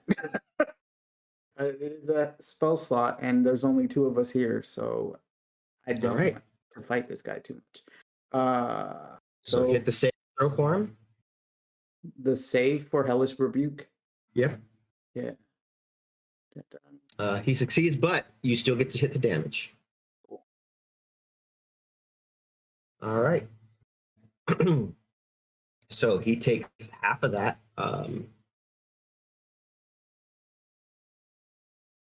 For this, the third Specter. Yeah, for this, can I just say, for the Hellish Rebuke, instead of flames, which I think is the normal one, it's spectral crows that are pecking at him. It doesn't do anything different, just right. Yeah, they just kind of come out. Yeah. Sure. Nice. This one steps out and attempts to shoot at you, Lox, with its bow, a spectral bow. Of course. Bows and crows. Bows and crows. All right. It's you. All right. So Lox does not like having this guy up in his face. Not at all. So let's see. I have disadvantage because he's so close to me, right? Yes. Mm-hmm. Which means for this, I am going to take aim as a bonus action. Okay. So it's just a straight roll and Eldritch Blast in his face. Yes. Boom. It rolled double, Danny. Hold on. Let me see what it dropped. It dropped a 2, so I. Well, it should have just rolled straight up. Unboo. Because there's no automatic disadvantage for distance. You have to actually click the disadvantage. Oh, okay. So go ahead and click the disadvantage and just roll again. Cool. It still rolled twice, but because I still have that. This dropped a 9, so it's a 12, so it does not hit. Cool. Well, it shouldn't be disadvantage either because you took aim. Right. So just roll. All right. Do I need to unclick or click anything? No, don't click or unclick anything. All right. This time. Okay. Just roll. So it's a hit. Go ahead. All right. Oh, All right, that's a nice one too. And also your hex. Yeah. Which? Oh, I see why. You're not targeted on him anymore. So just roll a d6. Okay. D6. Oh. With that, you blast through him and he evaporates. And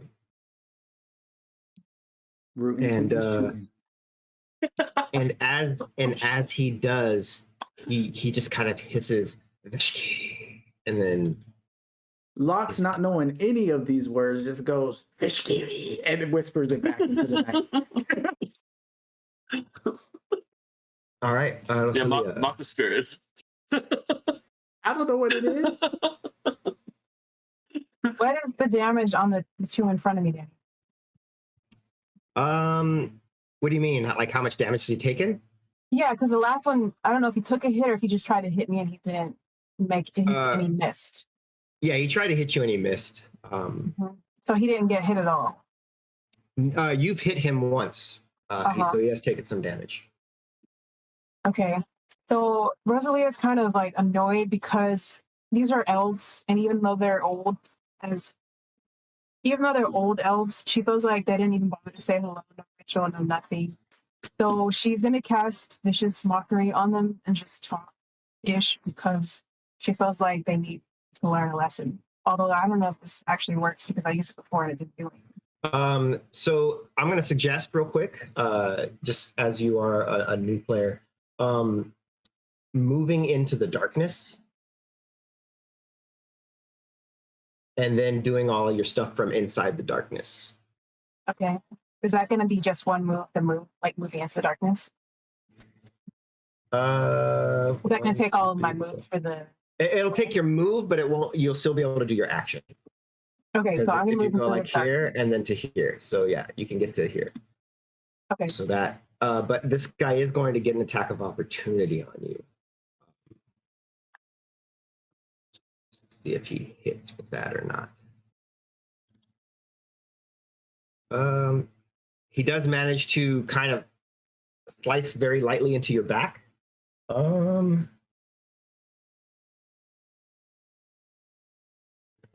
And you do lose the hex, but you're get able to advantage for DM now. Suggestion. No, well now, like for the rest of the fight, she gets advantage and they get disadvantage. Right, because they can't see in the dark. But you can. Yes. I'll shoot for her. DM guide advantage. Not understanding all this D&D talk. Yeah, it's a lot. If you have questions, feel free to let all of us know. We're glad to sort of stop and just ask. Yeah. So pick a target that you're going to shout your shout at. I want Specter 2. The one right in front of me. Okay. Yeah, the one right in front of me. So from String of Barbs, start at the save. So click the button that says save. Save. Okay, so he fails. So then click the button that says damage, the little blood dot. So it doesn't take much, but then click the button that says effect. And then click the button that says heal. So those are the things that happen when you manage to get the String of Barbs. So you just kind of yell something out to him.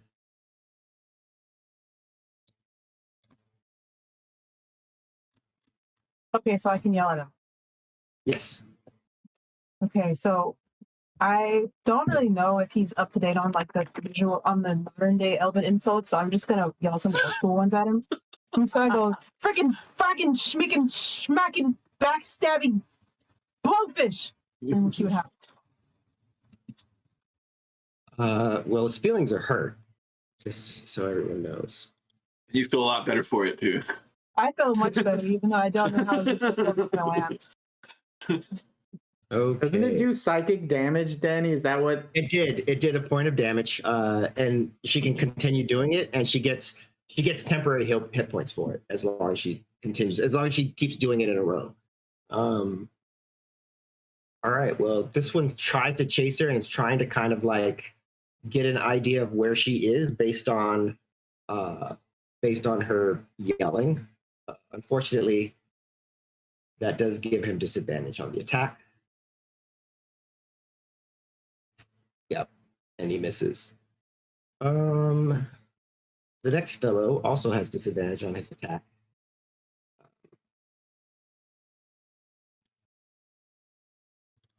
And shoots an arrow into the darkness. Again, missing. Lachlan. Lachlan, seeing these spectral elves, goes, "Y'all ain't the brightest, are you?" Shooting into the darkness, not knowing what they shooting at. He's gonna take aim and shoot Elf Specter 3. Hopefully, all that trash talking leads to something. Okay. So take aim. Sorry, I need to make sure I'm targeted on it. Yes. So take aim and Eldritch Blast. Ooh, you're hot today. There you go. For 14 points of damage. Yeah. All right. Welcome back, cowboy. We miss you. Pew pew. All right, Rosalia. You can continue your string of barbs, or you can attempt to attack. Well, the string of barbs only did 1 point of damage, correct? It did. It does 1d4. The usefulness of it is when you're like in a place where you can kind of stay back and just like make people feel bad to death. Yeah.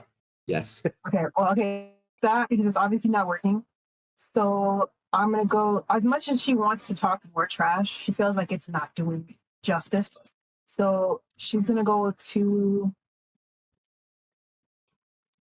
I guess I can do a hex. I'll try to hex one. Okay. So you can recast the hex onto. Actually, no. You've used up your spells because you only get 2. So you hexed and you cast darkness. So no hex. Can I do Eldritch Blast? Yes, you can.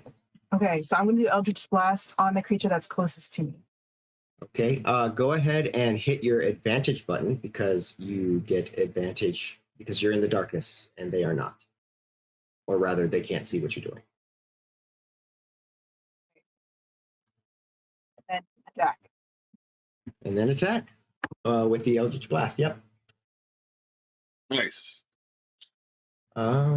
Just missed. Oh. All right. So he dances into the dark. I'll find you. And he just kind of manages a lucky strike in the dark. But as much as that could have hurt, you only actually take 3 points of damage due to the temporary hit points you had. And this one turns back towards Lox because you shot him. And I was talking trash, let's be honest. And doing a little trash talk. So he fires his bow at you. Fair. It's the law of the shooter. Indeed. Where is your war council now? He cries out. Ooh, Is Lox undercover? that hurt. Yeah, Danny. Let me check. Because that's why I'm Yep, standing. that shouldn't have hit. That shouldn't have hit. You're right. I didn't hit the -2. So go ahead and recast Hex on him. Well, actually, if you decide to use your bonus action to recast Hex, Okay. you can. But, I will use my bonus action when it's my turn. witches now. Cool. So Specter 3. Skills. It's in my actions. That's me, and that's that guy. Do I hit them both or just the first one? You hit them both because you're recasting the whole thing. Got it. Okay. So I just was shot. Don't like it. I'm going to try to shoot him again. Eldritch Blast. But this time, well, first, one question. Was the where's your war council now in Elven? Because I don't speak Elven by myself. It's in a language that you seemingly can understand, but you don't feel like you should. Got it. Okay. So then I'm going to shoot Eldritch Blast. This is just a regular roll, and it misses. I think I'm thinking too much about how I should not understand what this weird thing is saying. Indeed. All right, Celia, you can tap advantage to attack this guy. So advantage on any spell that I do. I mean, I can't do spells anymore. But... You can do Eldritch Blast. You can do Green Flame Blade. Can I? No, I can't do that. Okay. I'm gonna cast the Green Flame Blade, the one that's closest to me in the circle. And okay. because I can see him and he can't, and because I'm an elf and we like to challenge other elves, instead of saying Dan Nana Boo, I'm gonna do this with my ears. Dan Nana Boo, and then I'm gonna cast the spell. Just just for shits and giggles. Okay. You're a young elf. Yeah. Oh yeah. Okay, so go ahead and make an attack roll. So that's at the top with your packed weapon. Yeah, so it's the one that has the box with the +7 in it. All right, so that's going to be a hit. So what you're going to do now, actually do it again, hit it again, because you should have done it with advantage. So just hit it one more time, just to see if we don't get a 20 out of it. All right, so now go down to your Green Flame Blade, and you're going to hit the effect button, just the effect button, and then go back up to the damage, and click that one that says 2d4 + 4. Oh, my attack weapon? Yeah, at the very top.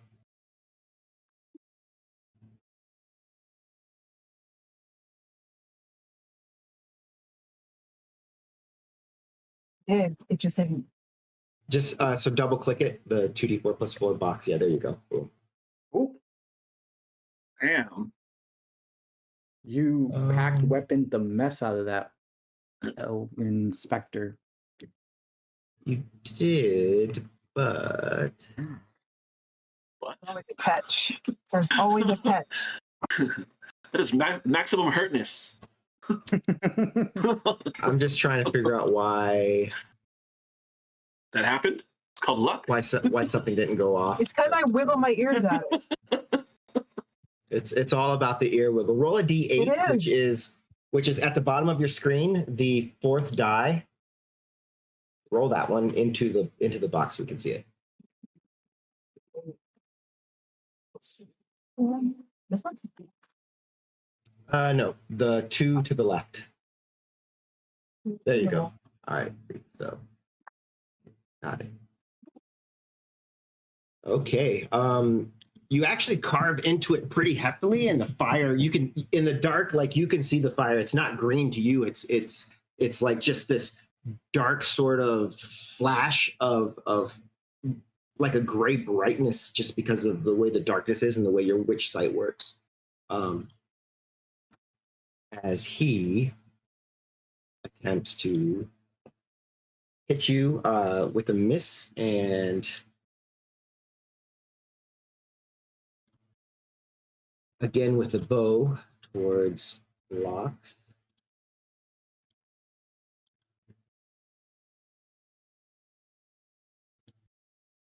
All right. You call that a shot?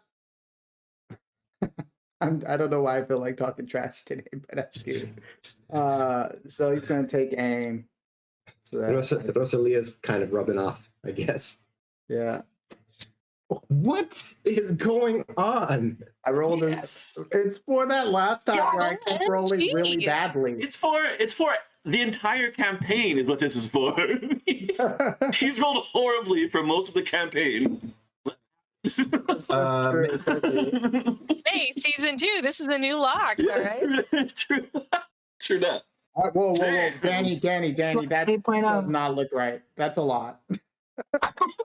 The game is being very gracious That to you. sounds perfect. That's Give not it more, broken. give it more. Wait, he's really got a lock on it.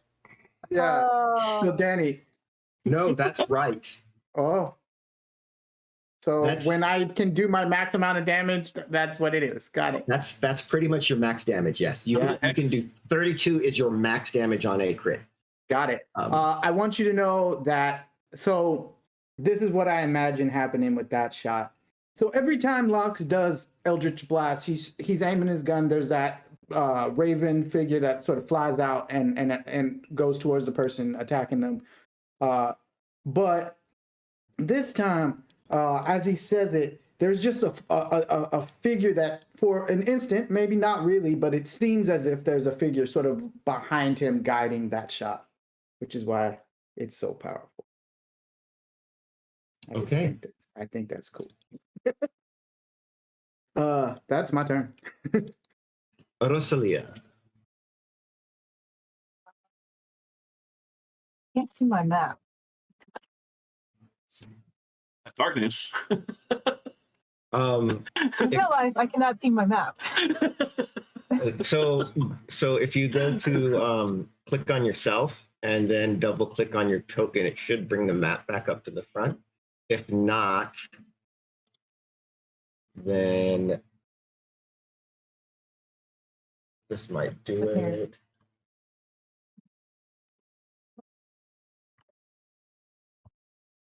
Or you can just tell me where I am. Looks like I can't find it. Yeah, I mean, you can just. I mean, he's right next to you still. Okay.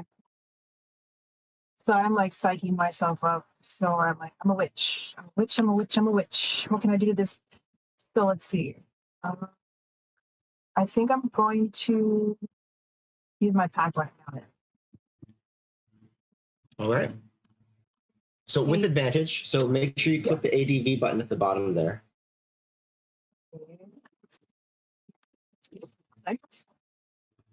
And my weapon's just going to be a broadsword this time.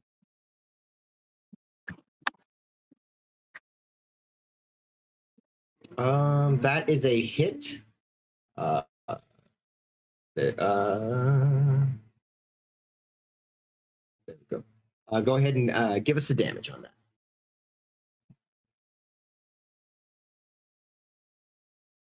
All right, respectable. He hisses at you.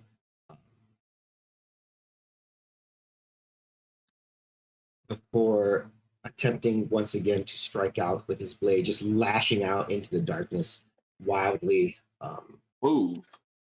But he does manage to get a hit in. You shrug it off. You're like in a me or him sort of situation. What's outside a me or him situation, like you're just kind of exchanging blows. Okay. Outside, however, the Specter that Lox just shot, as soon as he takes the hit, he kind of reels back and then he steps forward, and then you see his eyes widen in disbelief, and he takes a few steps forward and drops to his knees, and he cries out, we thought you had left us.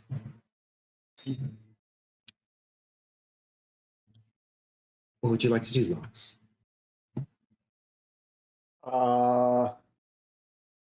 Yeah.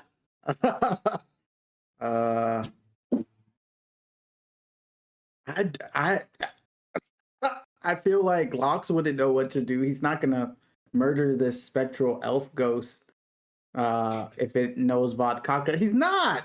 He's not gonna do that. I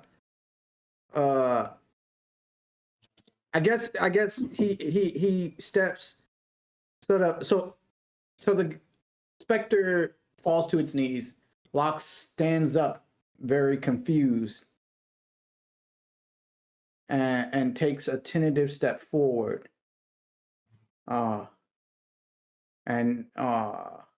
He goes, because Locks is just as confused by all of this as anyone. So he goes, you know Vodkaka? And he's gonna start trying to talk to this thing. Are we best friends now? No, I mean, I don't know if we're best friends, but I mean, like, you know more than I do. Rosalia. Who is he talking to? Is he just talking to him like thin air? Is he talking to? He's talking to the elf. Something. Guy? Something. I don't know. Like, can I see who he's talking to? He doesn't appear to be talking to anyone right now. He's just kind of rambling. Is there any way that we can kidnap them and hold them hostage and see what they know? Or do we have to kill them right there? You don't. You can do whatever you want to try and do. I really want to try and tie the one next to me up and then figure out what it knows. So I don't want it to go anywhere. You want him to yield, or you want him to? I mean, you can like try and tell him to give up. Yeah, I want him. Yeah, I want to tell him to give up, and I also want to find some way to tell us more of what he knows, because he knows something, and they keep talking about it. It's like they're in an exclusive club and we've not been invited. So I just want to know everything. Okay, go ahead and on your skills tab, there is the intimidation skill. Over where it says +4, just double click that little die there. Whoa! Ooh. He's afraid. So you basically lower your packed weapon and say what? What? That's not intimidating. What? I gotta do it. Say whatever you want. I don't have an elf voice anymore. I have a man's voice. What is it? Whoa. Okay. Do you have like flames in your eyes that glow? Yeah, it's like me. The glue is coming out, flashing. Ooh. All of a sudden, everyone on set goes quiet, and like you're berating extras, getting in your shot. With that, the darkness kind of evaporates. The two elven specters sort of just almost disintegrate away into the wind, and they flow into this building down here. And as they do, the front door sort of shutters open and then slams shut and then creaks open slowly. And you get the strange sense that you are being invited to explore within. However, that is going to wait until next week, because we are out of time tonight. For a while, we will be not going the full 3 hours, generally trying to get to about 2 and then finishing up what we might be involved in the moment, at least until I can get settled. I've got like housemates and stuff, so I don't want to be screaming and yelling and yammering late into the night. So that ends our session. Welcome to season 2, everybody. Welcome to season 2. We have completely split the party into 3 parts. Awesome. I'd like a friend in my part. You have a friend. You just got a new friend. Name him. What will you name him? Much like your friend, this friend isn't very smart. He has a name. Your name is Tim now. Hello, Tim the Bandit. Shut up, Tim. All right. So yeah, that was fun. It was good to play again after not playing for weeks at this point, and look forward to seeing how things go next week, and what folks might discover in their various situations. Yeah, so join us next week. Remember that it is Sunday, so that means we have the whole week ahead of us of various streams from Rem Alternus. And we've got now podcasts, YouTube-specific content for you to check out. And yeah, just a whole lot actually going on. All those 20s, jeez, man. It's literally for this entire first season because I was rolling stuff most matches. All right. Well, yeah. So, hey, follow Raja on Roller Raja on Twitter. You can follow Coddlesworth on Twitter too. That's me. Rem Alternus. Twitter is Rem Alternus. Anyone else got a Twitter handle they want to throw out there? Yeah. I mean, I have one, but I don't post anything cool. I don't Twitter. So. Yeah, I told Aegis to check my Twitter for something, and Aegis goes, "Ew, Twitter." Aegis of him. Yeah. Like you told an Instagram, baby. You told Aegis to check your Twitter, not Roll. It happens, you guys. Yeah. So and as soon as the books come in and everything, we'll snap some shots and share in our excitement. And yeah, that's all I got. Anyone? I'm good. Thanks. All right. Well, with that, then we will see everyone next week, like clockwork.